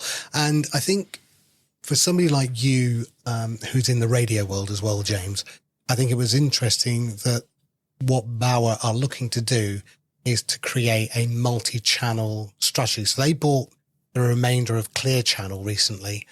So they've got thousands of outdoor billboards. They've got radio stations. They've got their podcasting. They're bringing out a new app. And again, what Ruth was saying was, they can be kingmakers to podcasts. They can bring them into the platform and convert those into a large audience reach. So I think that's their model, bringing very good new talent in and then making them into successes through the multi-channel capability that they've got. And the big difference between Bower and Global, of course, is that Bower is way more global than Global. Didn't Global try to go and do a deal in the US? But I don't know where that went to. Yes, Global do own a good percentage of iHeart. And if you notice, the title sponsor of the podcast show is Global and iHeart. And of course, Global sells iHeart shows. In fact, I got feedback on this very show from somebody at Global who heard me saying, "Oh, I wonder why iHeart is taking part at the podcast show." The reason, of course, why iHeart is taking part in the podcast show, and I'm happy to make this clear, is that Global represent iHeart shows in the UK. And similarly, Global shows are represented by iHeart in the US. So they're two companies that have worked together for a long, long time, and hurrah for them. That's what I say. People News on the Pod News Weekly Review. Yes, there are two things going on, which is interesting. Firstly, Chris Corcoran, who was the founding partner and former chief content officer at Cadence 13, he has launched his own multimedia podcast content studio. It's called In the Arena Studios. Interestingly, he's signed a lot of big talent, which is interesting. He's talking very much around franchise brands and all of that. So that's all nice. So that's good. And interesting if you're watching what's going on at Libsyn. Of course, Libsyn had a new CEO not so long back, Brendan Monaghan from ex of Panoply, I think, that went on to be rebranded as Megaphone. Have I got that right? Or did they go on and be rebranded as something else? Anyway, Brendan knows a thing or two about podcasting. And it may be a complete coincidence, or it may not be. But the chief technical officer of Libsyn, a man who's been there for years and years and years, Greg Barretts, has quite suddenly, it seems, left the company. He's been with Libsyn since 2012, and so it was clearly the person responsible for Libsyn 5 and some of the work there. So you kind of have to ask yourself, does that mean that some of the very large amounts of tech debt in that company are going to change if they've got a different CTO on board? But interesting to watch. I thought Libsyn had said that they want to become an ad company, not a platform company, a little while back. I think that they are. I think that they would like to be known as ad company first. But then to also be still a hosting company, because I asked that question to them last year. I said, why are you bothering still being a podcast host if you know your obvious strategy is now to sell advertising in shows? If that's your strategy, why don't you just sell your podcast hosting? And the answer from the person that I spoke to then, and it wasn't Brendan, it was prior to Brendan joining, was we make lots of profit on our hosting. So selling advertising is a much less profitable opportunity. There's lots of money in it, which is why they do it. But the profit margins are much smaller than if you have a look at what they earn from hosting. So you can well understand that actually it benefits them from having two slightly separate, slices of the cake, so to speak. Mm. Moving on then, James, awards and events. What's going on? Well, awards and events. Lots of exciting awards and events. We'll leave the big one till last in this. But there are the Independent Podcast Awards and the Independent Podcast Forum, which is happening in early June in London. Interestingly, I noticed that it's only open to podcasters in the UK, which was something that I wasn't fully aware of. So that's going on. There is a new Women Podcasting Awards, another one. This one is the Women Who Podcast Awards, which are run by a magazine which is called Women Who Podcast, which I'd never heard of before, but it's up to issue number 17, would you believe? It's a really good read, actually. So nice to end up seeing that. Spotify's running a podcast awards in Mexico. The winners will be announced on June the 4th. Pod Summit YYC, which is in Calgary in Alberta in Canada, has announced an excellent featured speaker. Who's that excellent featured speaker? Not me. Sam. Not me. Must be the only other person who qualifies. You. It is. Hooray. So the event's in mid-September. Looking forward to going to Calgary. It's not a place that I've been to before. And I was told by somebody who comes from Edmonton that Calgary is actually quite nice, but please don't say that she said so. So there you go. Anyway. Can I just say, I've been invited, all expenses paid, to go and present in Spain, in Madrid in September. First ever one that I've been invited to. Hooray. Have you? That's nice, isn't it? You must have been busy. That's the only reason. That's nice, isn't it? I've been invited to go and speak in Lisbon, I believe, on September the 30th. Okay. Well, yeah. See you over there somewhere. So yes, who knows? Anyway, so that's all good. And the Golden Globes will introduce the best podcast category in 2026, apparently. 6 nominees will be chosen from 25 popular podcasts that have impacted listeners. Another award for Conan O'Brien there. And Joe Rogan. Yes. And Alex Cooper and yeah. Yes, there you go. Exactly. The winners are... Yeah, the winners are. The Golden Globes Podcast Awards were given out this week in the UK. That's for comedy podcasts, which is nice. The big honour, the Big Ears Award for the funniest podcast, went to This Paranormal Life, which is an independently produced show that dives into the strangest supernatural stories with irreverent wit. And the Lobes Legend Award went to Frank Skinner for services for funny audio, who is very good. Yes, that's a lovely thing. Finally, of course, there's the London Podcast Show. Well, that's exciting, isn't it? The first thing that we should say, if you're coming from anywhere outside of the UK or Ireland, you need an electronic travel authorization if you're going to come in. It's just 16 quid. Buy it directly from the UK government. Don't go anywhere else. But you need one of those. It's like what the Americans do to us. So you can do that.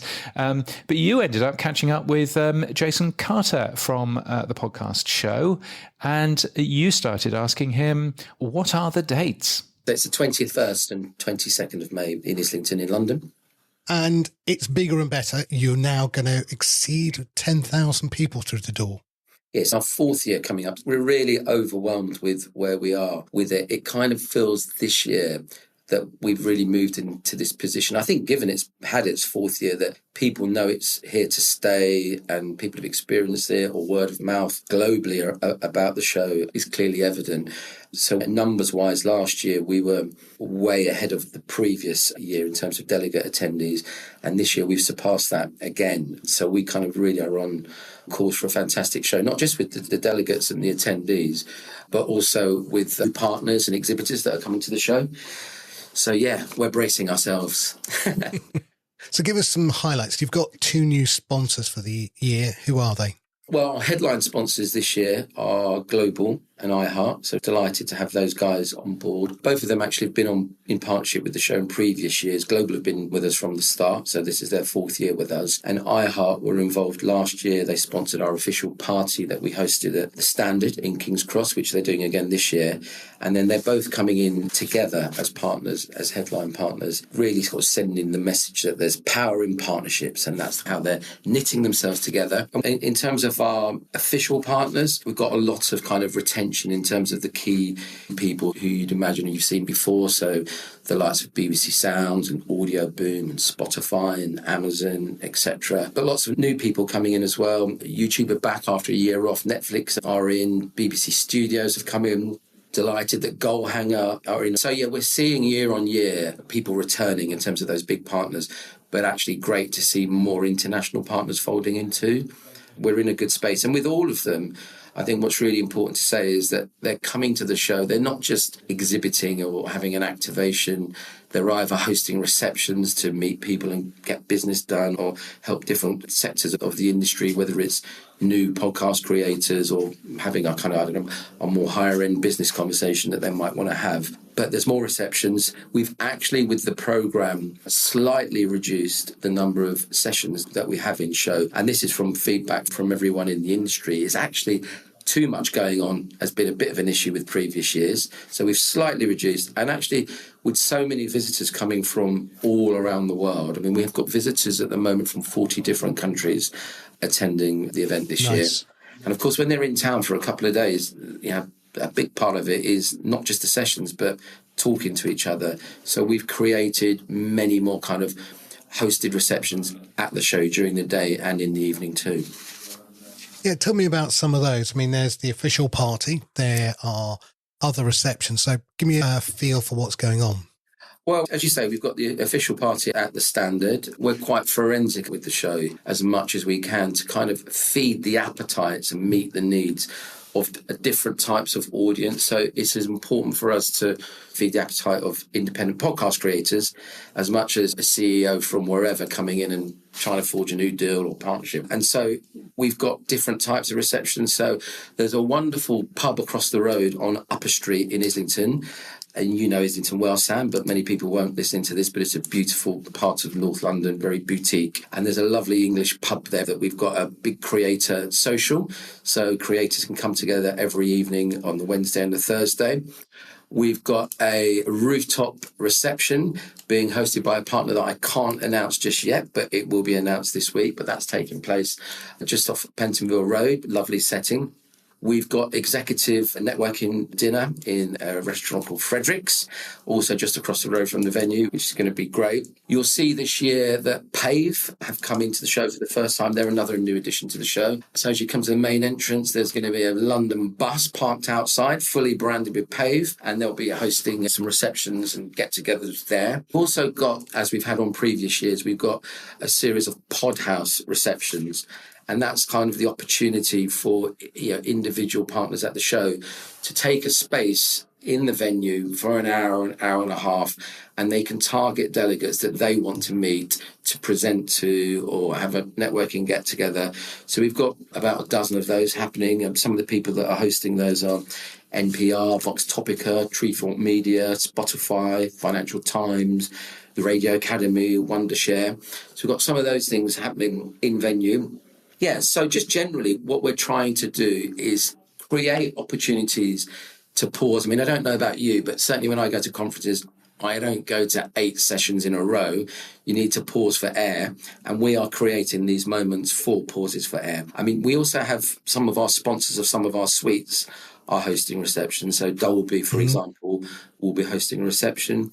BBC Studios will be as well, and Netflix. So many more. As we evolve as a show, we're continuously talking to the industry to hear what they want and then shape it around that intel, really. Netflix is an interesting name to throw out there, Jason. I mean, not known for their podcasting particularly. What are Netflix doing at the event then? Is that going to be a big reveal from them that they're getting into podcasting? Well, do you know what? At the moment, they want a branded presence at the show, and they want the ability to meet people, not necessarily at a particularly grand scale, but they just feel it's important that they have a flag in the sand and be in the space. What they do, you'll have to see when you come to the show, really, rather than take it from me. Okay. Now, some of these speakers, you've got quite a few celebrity speakers. I mean, Gary Lineker from Goalhanger's going to be there. What are Goalhanger going to be doing at the event? Well, they've got a combination of things. And like I said earlier, in terms of partners at the show, we don't really look at having partners as a badging exercise. We really want proactive activities that are happening that benefit them, but also make sure that there's giving value back to all the delegates that attend. So there are different types of involvement. With Goalhanger, they're hosting 3 sessions. They've got a suite. And for those, again, not familiar with the show, we've got this fantastic Victorian venue, which used to be a Royal Mail sorting office. It looks stunning. When we get people travelling in from outside the UK, they always think it looks like the Harry Potter train station. And it does. Yes. People need to picture it. So it's a beautiful open mezzanine floor with lots of things going on there, from creative villages and brand stages, etc. But circling and overlooking the show floor is about 20 suites. They're almost like boxes that you might see at a concert or whatever. And Goalhanger have a suite there alongside, actually, there's quite a few significant partners that are hosting in their own suites overlooking the show floor. So Goalhanger are doing that, as well as a number of different sessions. And the other suites that are partnered are with Global, with iHeart, with BBC Studios, with Amazon, Art19, Sony, Triton Digital. So when you walk into this show, you're just hit by the world of podcasting, very visibly, as you know. But people come with different agendas. Some are here to meet brands and agencies and host a reception and target particular delegates that are at the show. Others may be brand new, independent, starting out creators.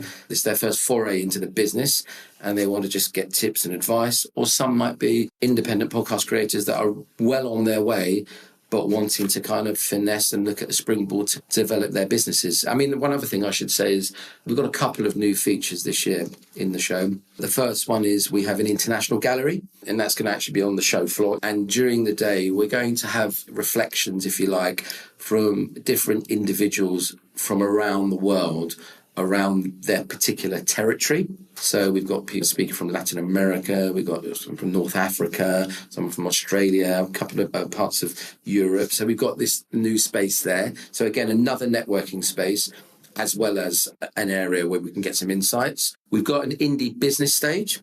And some of the feedback we had last year is that, there are lots of people starting out here and wanting to develop a business.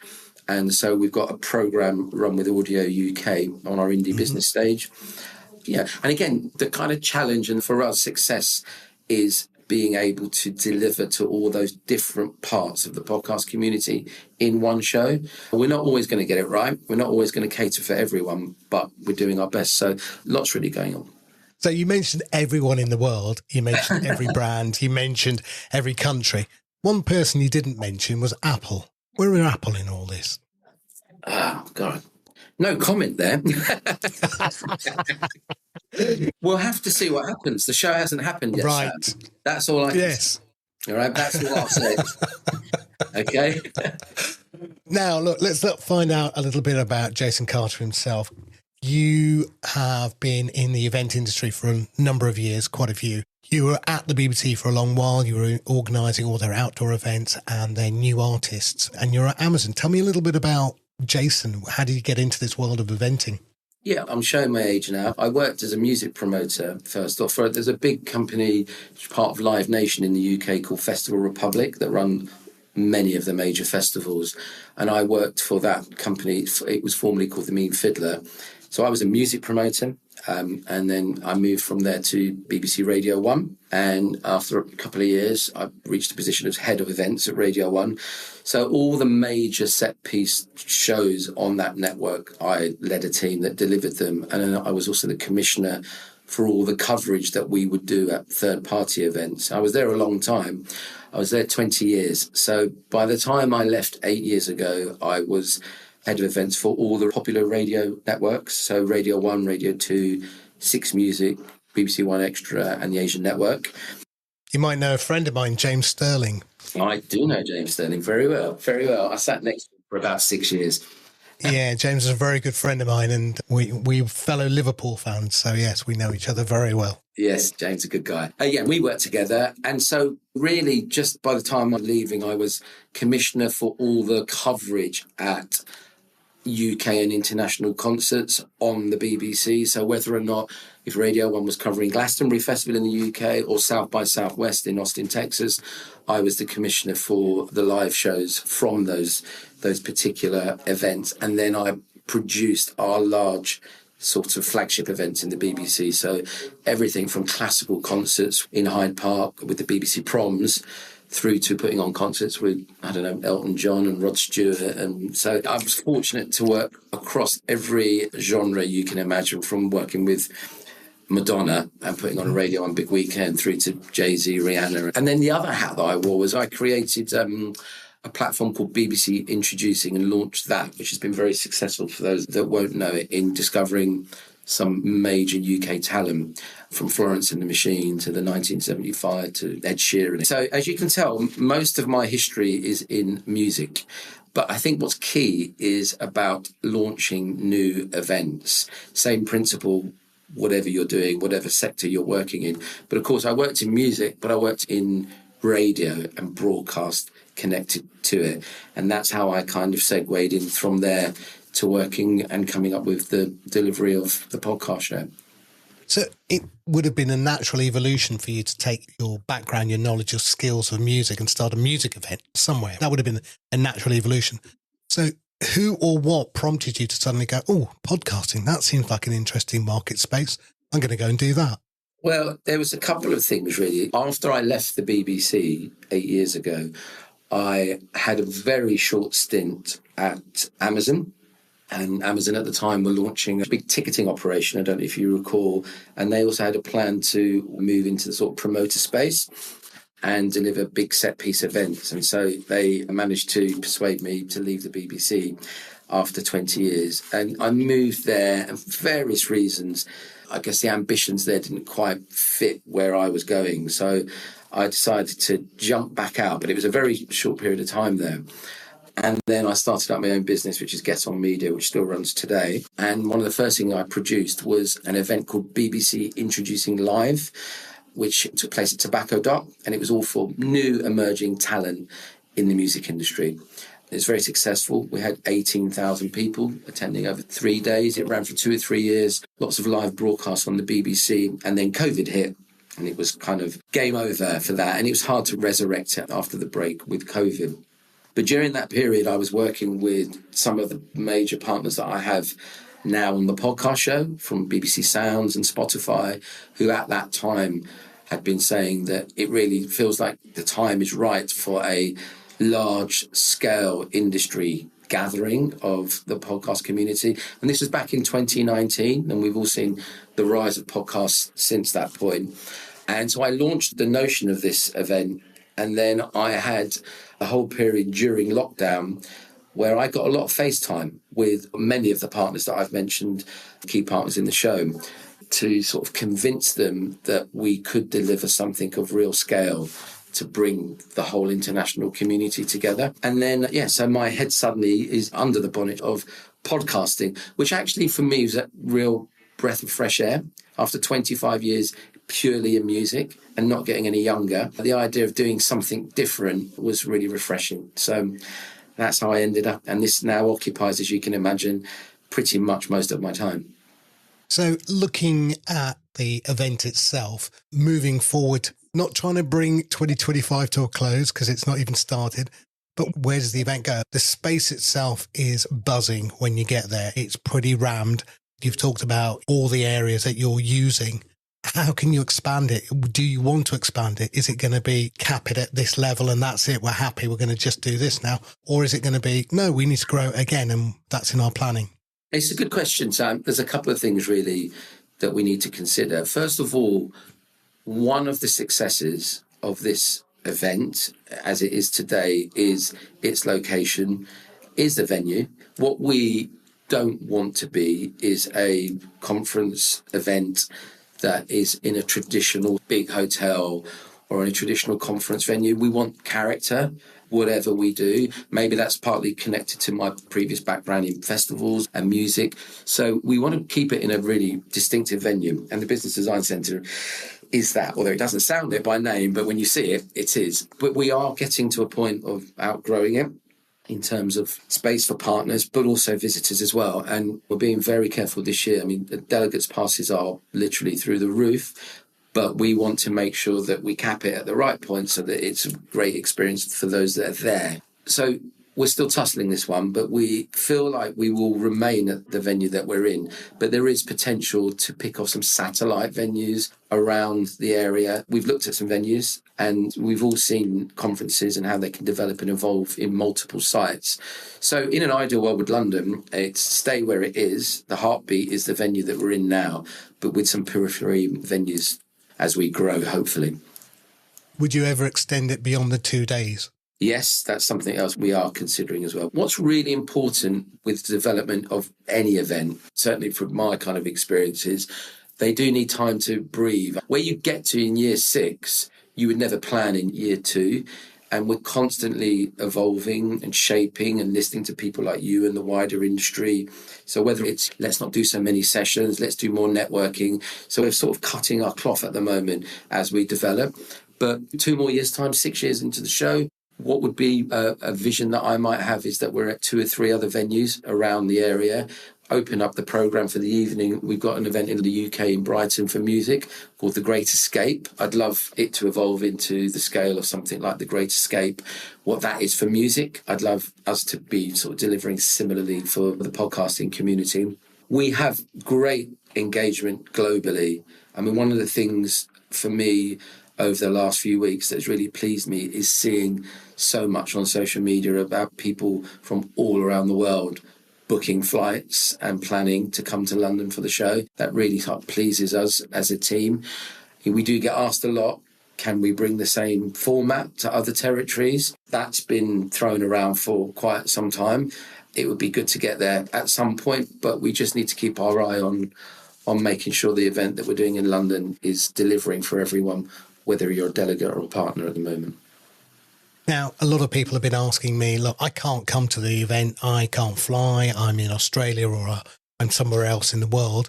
I believe that they can watch some of the event online, or is that after the event? I can't remember now. Yeah, there isn't anything on the show days. There's actually just audio content. There's highlights of content. Last year, a number of stages were available for people to see post-show on demand. And so we're making highlights available after the show. So if people can just go to thepodcastshowlondon.com and you'll get all the info on that. It will be up. We're kind of concentrating at the moment on in-show, but straight after the show, more information on that will become available. And if anyone still hasn't got a ticket and they want to get a ticket, would they go to the website? Can they get it on the day? What's the scoop? You can get it on the day, whether or not they'll still be available on the day. But like I said, we've had huge demand. Tickets are still available for the show. The silver tickets, the kind of lowest tier in terms of accessibility, that one's already sold out, but we've still got platinum and gold tickets available. And actually, we still have, even though I say that the whole kind of event is to the rafters, as you can probably tell, there are opportunities for any organisations that might still want to have a branded presence or do something small at the event more than just attending as a delegate. There's still opportunities there too. So just go to the website really and you can get that information. Jason, thank you so much. Thanks for putting on an amazing event. I can't wait to come to it. It's my favourite event. It is absolutely, my voice will be gone by the end of the 2 days. It's for certain. Thank you very much. Thank you, Sam. The tech stuff on the Pod News Weekly Review. Yes, it's the stuff you'll find every Monday in the Pod News newsletter. And here's where Sam talks technology. What's going on, Sam?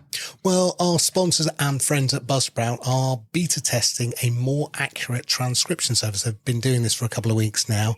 It's free for all users while it's in beta. And so before, I think they used Rev, which was, the transcription service they had. And now they're going to take it in-house, according to Buzzcast. Yes. Yes. Oh, well, that makes a ton of sense. Are we already getting that in the Pod News Weekly, or do we have to sign in to log to use the beta? I wonder. No, we are. In the last episode, we were using the new beta. So. Oh, were we? Oh, there you go. I wonder. I haven't checked if it's any more accurate, whether my name's spelt any funnier or different. But there you go. Yes, one of the things that unfortunately I don't have the time to do is to go and correct all of that. No. Because it gets both of our names wrong, as most transcript tools do. To be fair, but yes. Oh well, it'll be interesting to see whether or not that gets it a little bit better. But the transcript is particularly useful because, of course, Buzzsprout, our sponsor, also offers things like automated titles and social media posts and blogs and everything else. And so the transcript is where all of that comes from that. So, so it's a super useful tool. I do notice that Sam Sethi was correct. James Cridland was correct in our transcript last week, although when I said, I'm James Cridland, it wrote down, I'm James Cridden. Oh. So, but it was close. So there we are. And I could always have, gone in and actually corrected that, which I probably should have done. Better than saying you were James Bond. There we go. Yes.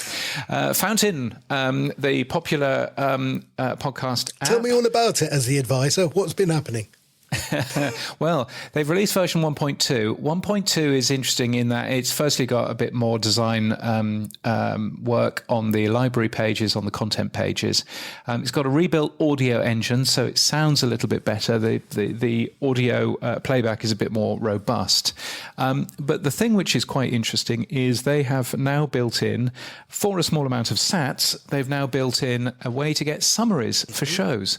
So if you're sitting there and you're wondering, okay, should I be listening to this next 1.5 hour long show with Lex Friedman? What will I actually learn? Then you can actually pay a very small amount of sats, a very small amount of money, and get a summary generated for you automatically, which is quite a nice tool, I think. Yeah, it's part of their AI work that they've been working on. Yeah. Yeah. So, lots of stuff from Fountain to come, but certainly looking at that, it's nice to see, a little bit more new features in there. They've been, rebuilding stuff behind the hood anyway, but nice to see a bunch of new features there. Now, Pod Heroes, it's a company I've not come across, but they're say they're the world's first podcast expert marketplace. What's this? So this is a way of you going, oh, you know, I'm making a podcast. I could really do with somebody that really understands how video works. Where can I find a consultant to help me with podcast video? Well, you'll go to Pod Heroes, and you can find people such as that. They've got some pretty good people working there.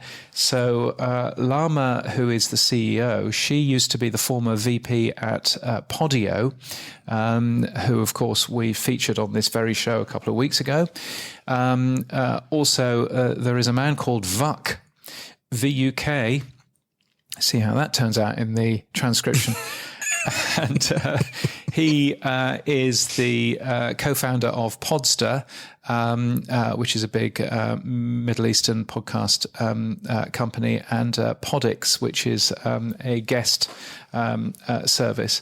So they've got the understanding there of how all of this works. So it was good to see that. Yeah, we interviewed Gotham Rajanand a couple of weeks back, and he was talking about Mic Match, which was a guesting platform that he's built, and we mentioned that he was going to extend that capability to build a very similar product to Pod Heroes. So well done to Pod Heroes, first out the door, but I think others are going to be copying that platform very soon. Yes, indeed. What I thought was interesting with that is that it shows people's costs.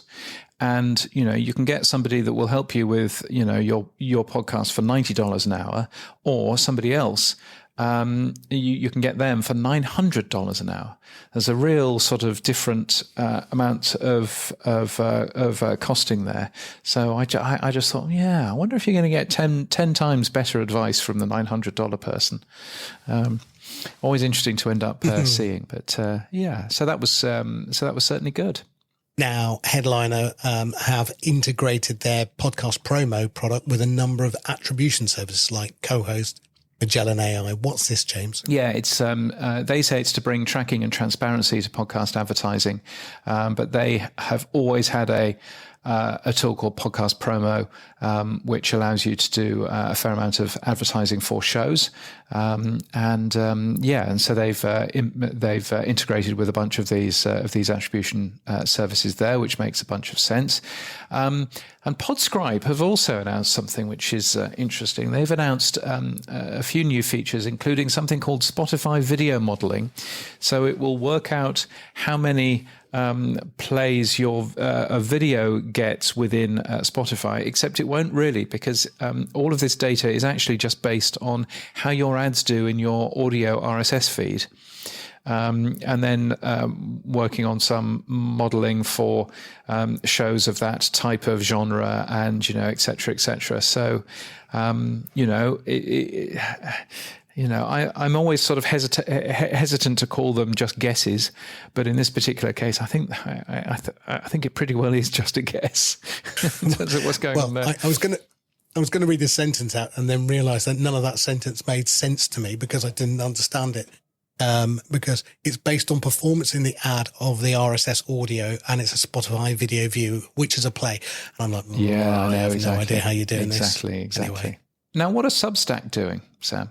Well, I mentioned a couple of weeks back, we've obviously been doing this show for a number of years together, James, and we don't really focus too heavily on platforms like Substack or Patreon or Memberful, because although they're very good at putting exclusive content, they've been very singular in what they do, and we haven't really included them in the podcast players market. But I think we need to look at them much closer, because the Substack platform, Zateo, one of my favorite podcasts, and publisher networks, they heavily lean on Substack for newsletters, for podcasting, but live, and they're going very heavily on live, and they didn't go into YouTube, surprisingly, and I didn't understand that why.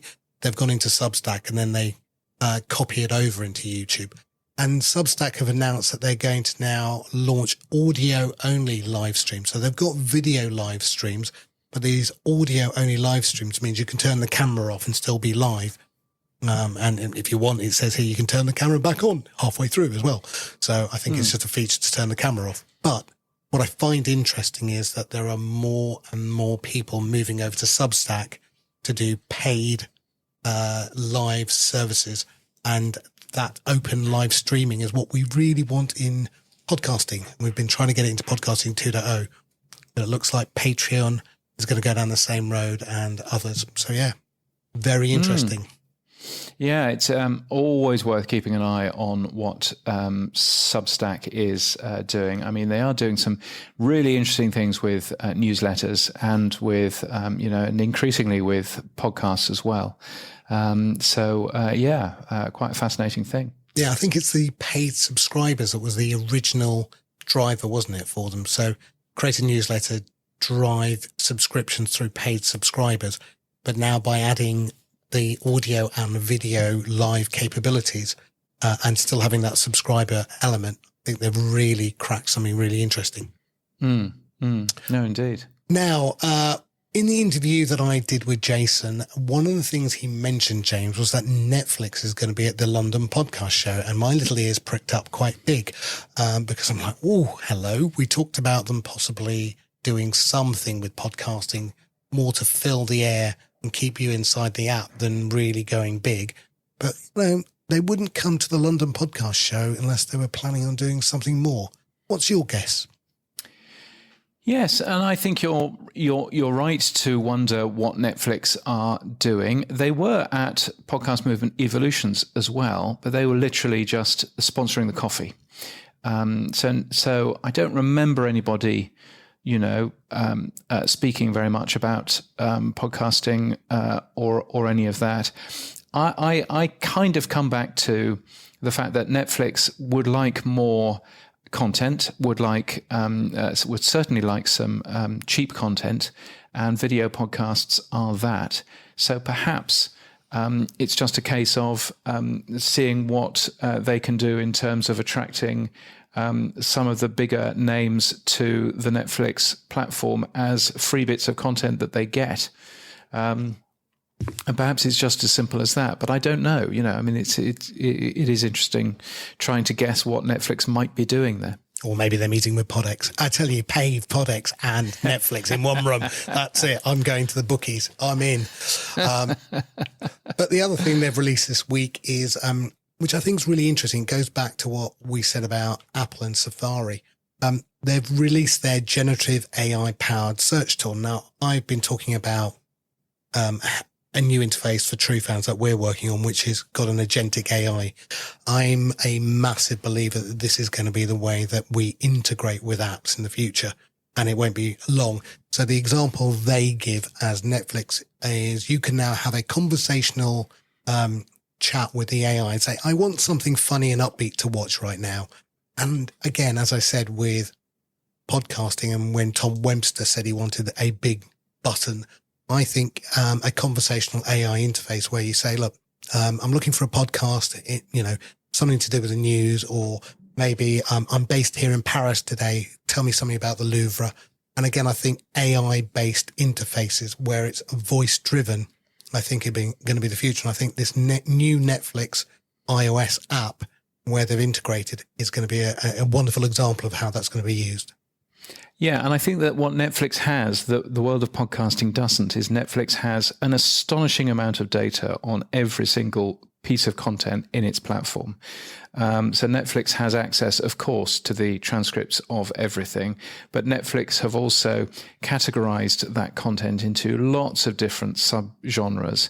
And so they have so much information on each individual piece of content, whereas, you have a look at Joe Rogan, and Joe Rogan has one line, which is a description, and that's it.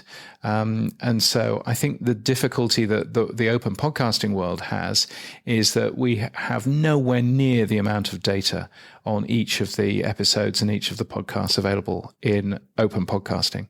And so there's going to be some interesting sort of glue in terms of how we fix that as we go forward. But certainly seeing more ways of finding new shows is really interesting.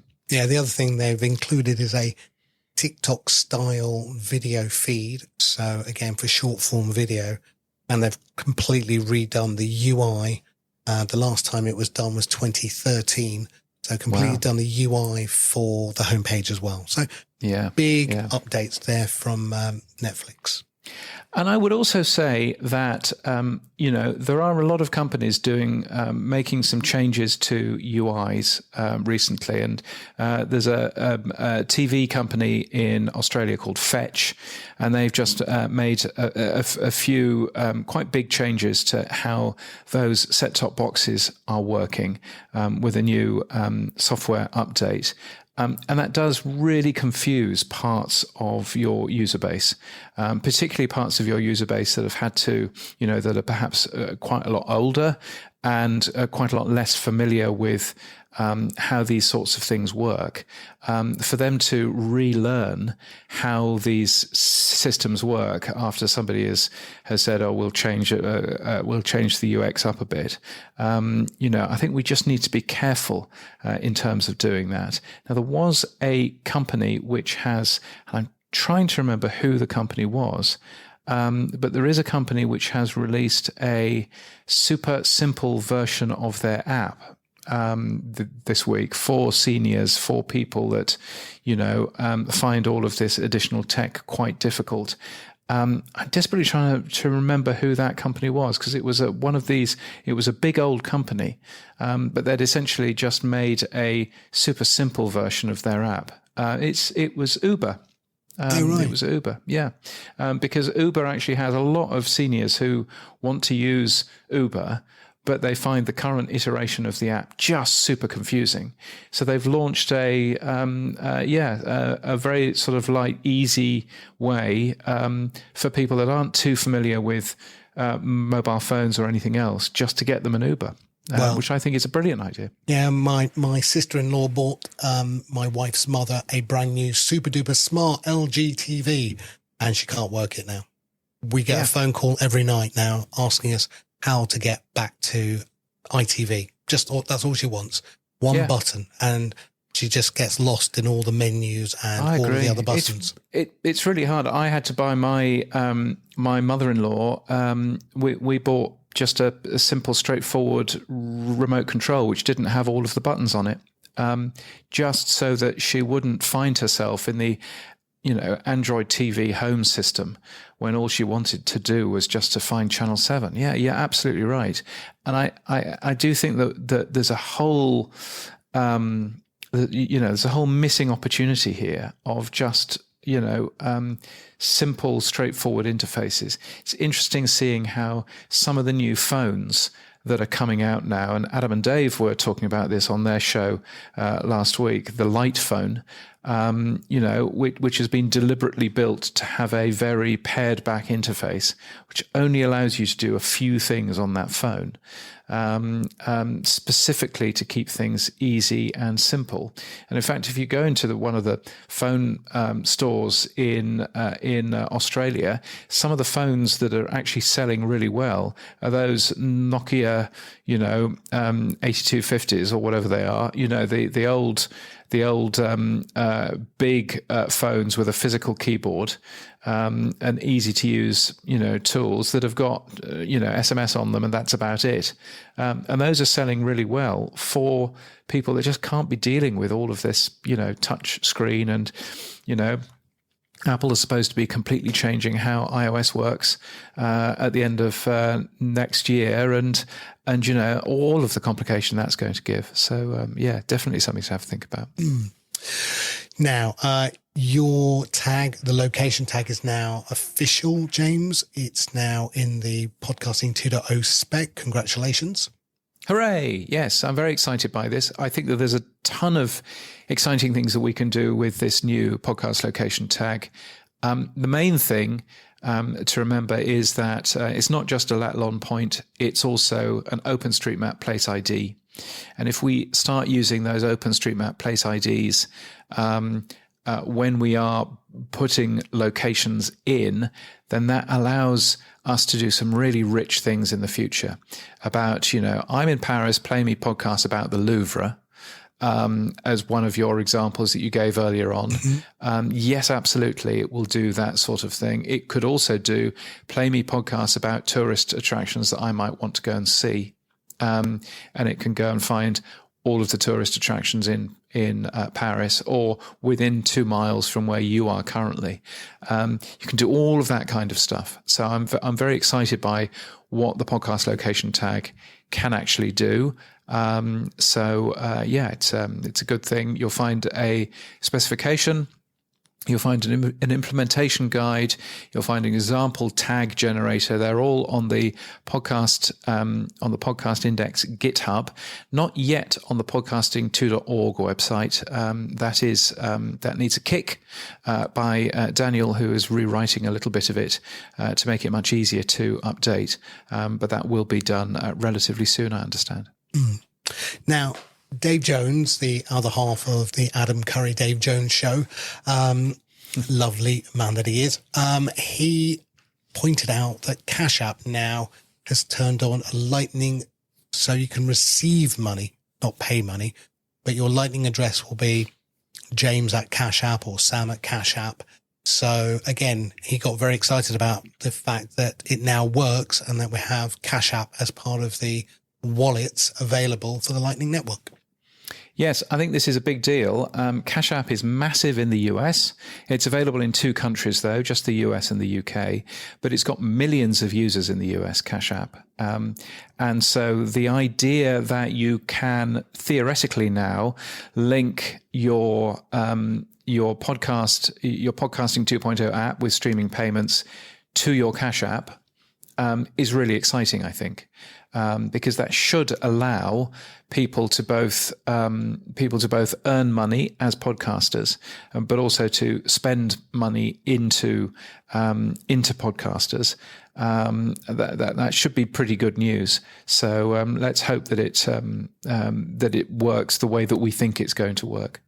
Yeah, I mean, I think the Noster Wallet Connect, and badly named that it is a connector for multiple wallets. So it'll be interesting to see if that's added to those, because then it makes it very easy to add Cash App to any of the Podcasting 2.0 apps. Yes, they've done a pretty interesting thing there.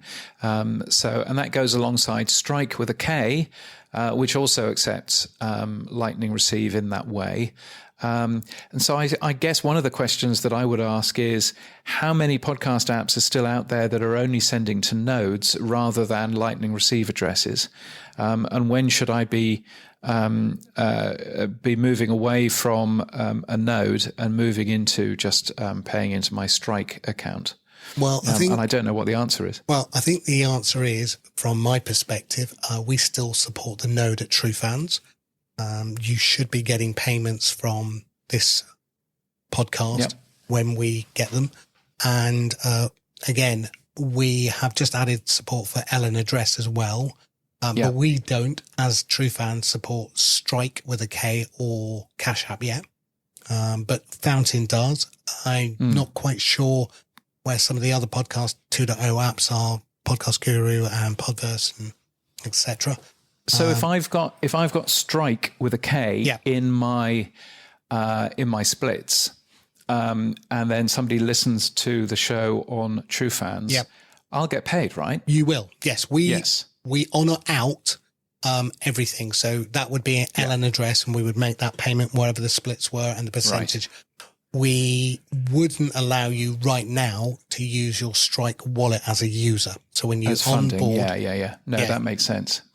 So I wonder from a streaming payments point of view, is this now the time for podcasters, for creators, to now just be using Lightning addresses? Can we actually use that now with all of the big podcast apps, or are there still some podcast apps out there which will only pay out to node addresses rather than Lightning Receive? Not that I'm aware of. I mean, if you've got KeySend or you've got LN URLP support, which I think most apps do now, And you can support the LN address, which is just a listing of what the payment's out. So it could be PayPal in there as well, but by the way, or any other.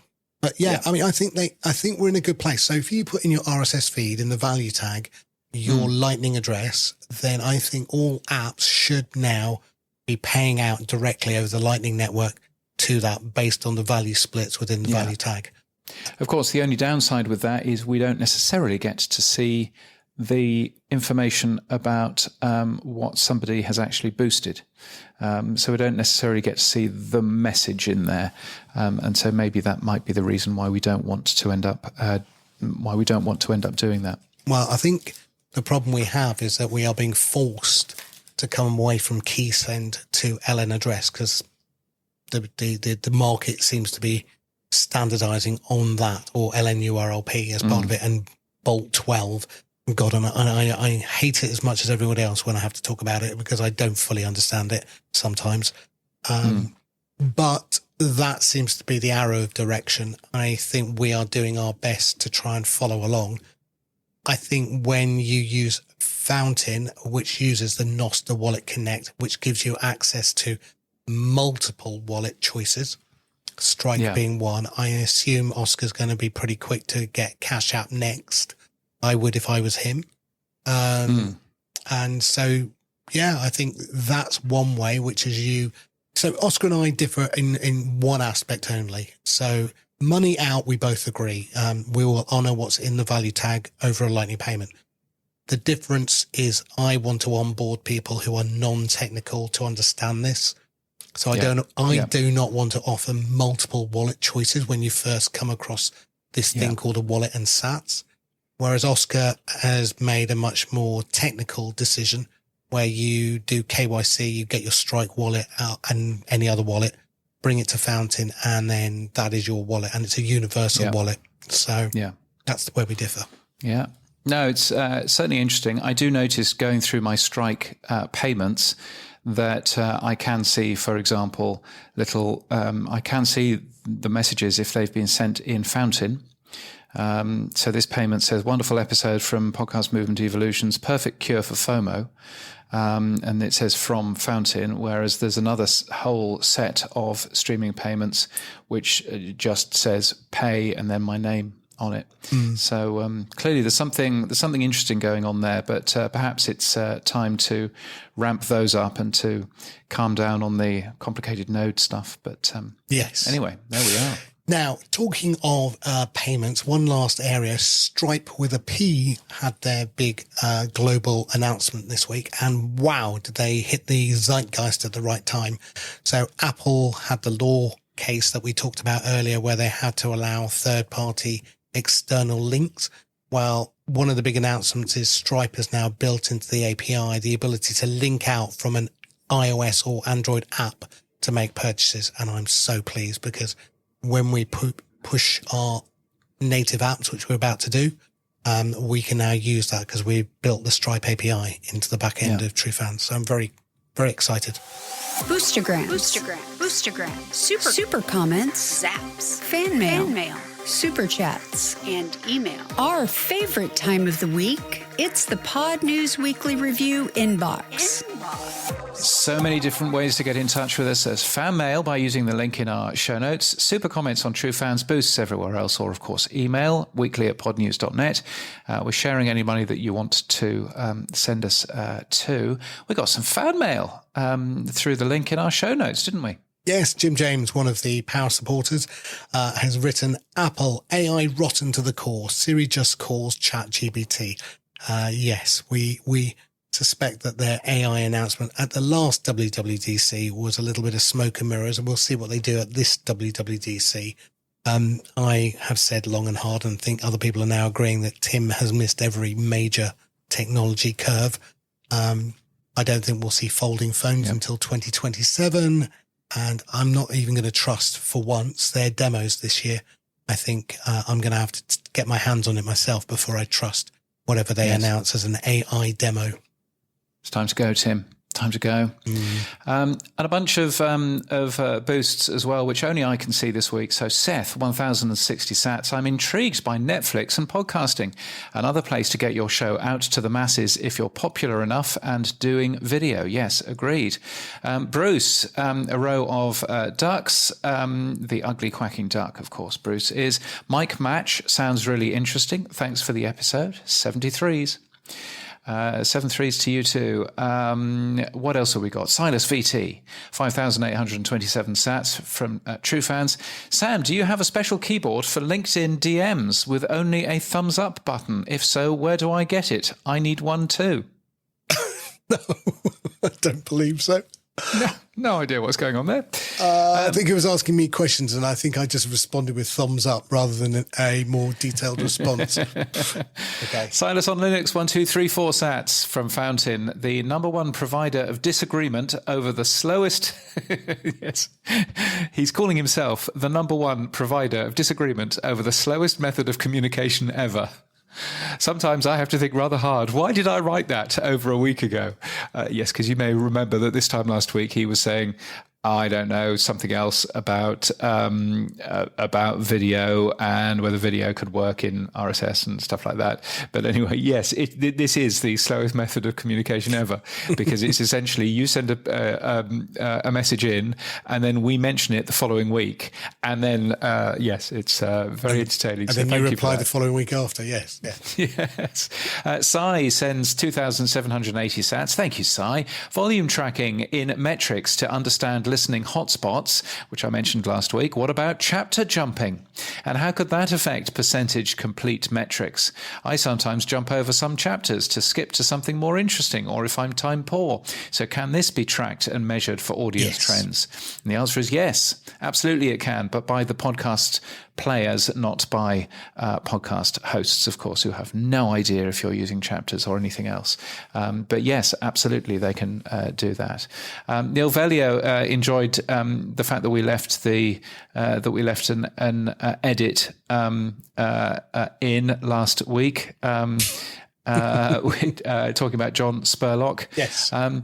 He sends a message saying, ha ha ha, love the funny edit introducing Spurlock. Great fun. As awkward as a Martin Brundle celebrity grid walk at a US-based Grand Prix. Leave more of these in, he says. Okay. And another row of ducks from Bruce, the ugly quacking duck. Thanks for the news. Keep podcasting. 7-3s. Thank you, Bruce. That's kind of you. If you would like to send us messages, then please do. We share any money that we make this way, and at some point we will sort out some way of drinking all of that money back. So thank you for that. And we are still on 18, the excellent 18 subscribers to Pod News Weekly. You can become the 19th at weekly.podnews.net with your credit card. Thank you to Cameron Moll and to Marshall Brown, Matt Medeiros and Mike Hamilton, Dave Jackson and Rachel Corbett. I'm partnering you all up this week. Cy Jobling and David Marsell. Lucky you. Jim James and Rocky Thomas, Neil Velio and Ms. Eileen Smith, Claire Waite Brown, John McDermott, James Burt, David John Clark, a.k.a. the late bloomer actor, Brian Ensminger and Star Tempest. Very much appreciate you being part of that. So very grateful indeed. So, Sam, what's happened for you this week? Something that's been resonating in my head that you said actually on a podcast. Advertising is a tax on the poor and the rich can pay to hide ads. And it just keeps going around in my head because I think I say that? That sounds brilliant. I should write that down. You did. Yes. I can't remember which show you were on. You know when you were flooding the market last week where 15 shows with Mr. Cridland on it? Yes. Yes, it was one of those. Yes. Flood the zone. It worked. Yeah. No, it's just been resonating in my head. I don't know why, but it was. And I was, basically, I can see how more and more content is going behind paywalls like Patreon and Memberful and supporting cast and how Spotify are using, payments from subscriptions rather than advertising to generate revenue. Yeah, I don't know. I just feel that there's a trend. That was the one question that I don't think that Maya Prahovnik was expecting when I said, that you can pay to get rid of the advertising, or you can obviously listen to advertising. Tell me, Maya, why would advertisers only want people that can't afford to pay to get rid of it? And there was this sort of beat pause. And then she went, oh, that's a really interesting way of thinking about it. And I thought, yeah, because it's a question I've always wanted to ask. And it must be the same for YouTube Premium. It'll be the same for Spotify. It'll be the same for all manner of people. So, but I like my phrase, advertising is a tax on the poor. I don't remember saying it, but it's a wonderful phrase. I'm going to use that more. Well, what else have you been doing? You've been listening to a podcast. Yeah, Tech Dirt. They had a really good interview with the CEO of Flipboard, Mike, on the rise of the open social web. He's got a new browser called Surf.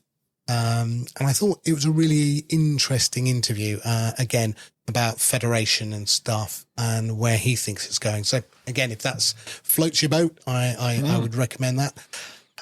With True Fans, anything exciting in True Fans? Well, we're slowing down on the number of features. Everyone will be glad to hear because hooray! Yes, everyone is going, phew, stop, because we are about to push out the native apps. So we are just spending all of our living, breathing time on that, which I'm very excited about. I've just worked out what a great T-shirt would be for you.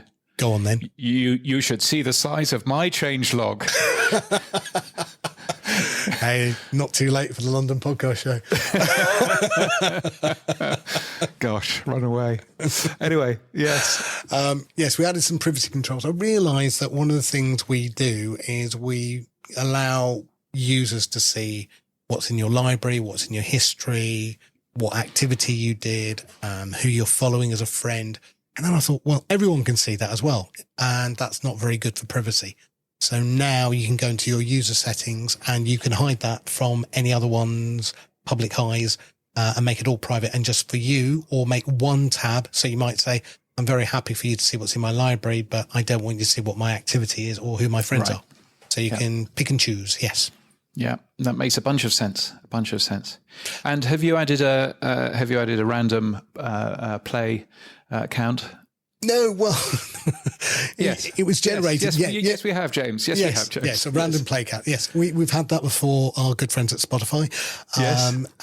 But I realised that on the back of that, we can add two other metrics that I've wanted to do for a while. So average listen time for users. So let's say somebody who's a fan of this show, we look at all the shows that they've listened to, and then we can calculate how long they listened because we have that data.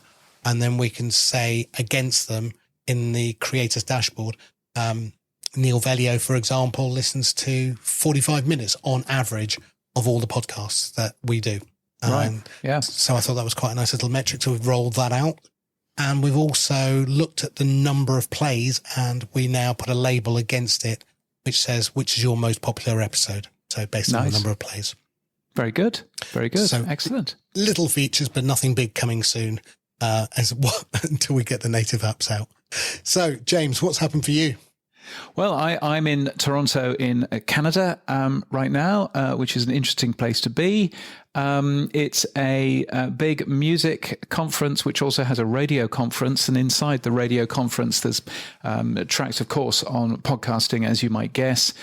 So other podcast people who are here include the internet's Ariel Nissenblatt.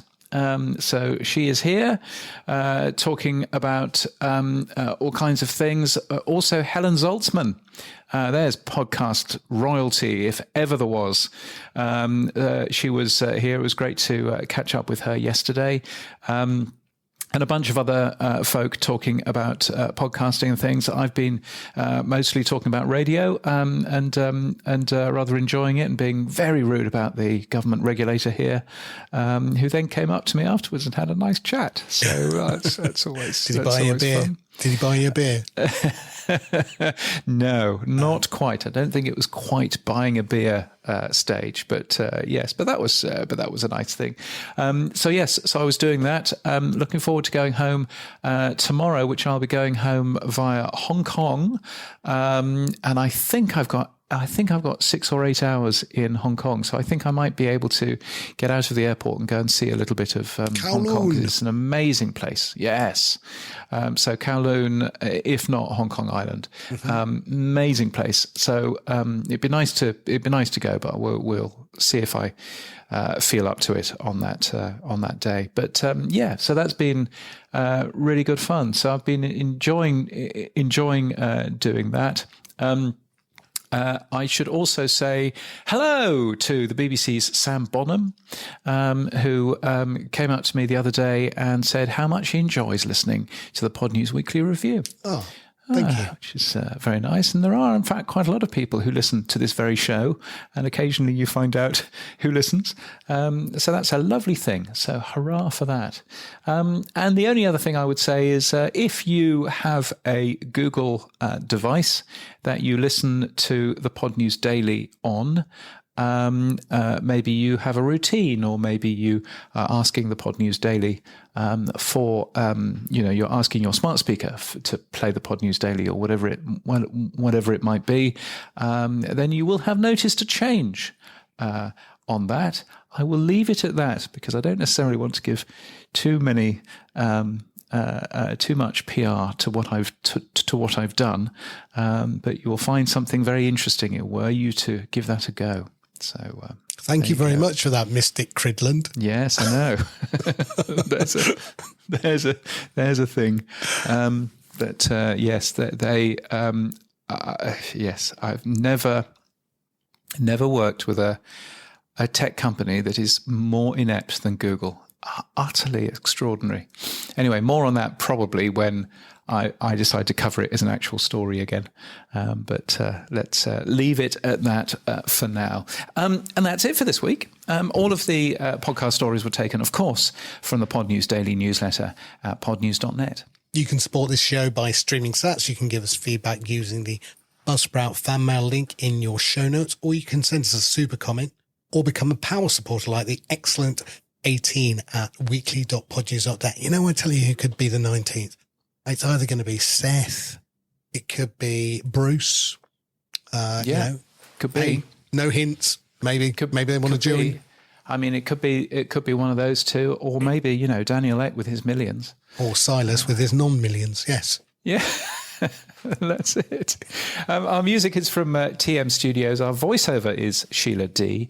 Our audio is recorded using Clean Feed. We edit with Hindenburg, and we use chapters, obviously, as you know, because we've got that little voice right at the beginning reminding you of this fact now. Would appreciate feedback if you think that this is the wrong thing to do, but that's what we're doing. And we are hosted and sponsored by Buzzsprout. Start podcasting. Keep podcasting. Get updated every day. Subscribe to our newsletter at podnews.net. Tell your friends and grow the show. And support us. The Pod News Weekly Review will return next week. Keep listening.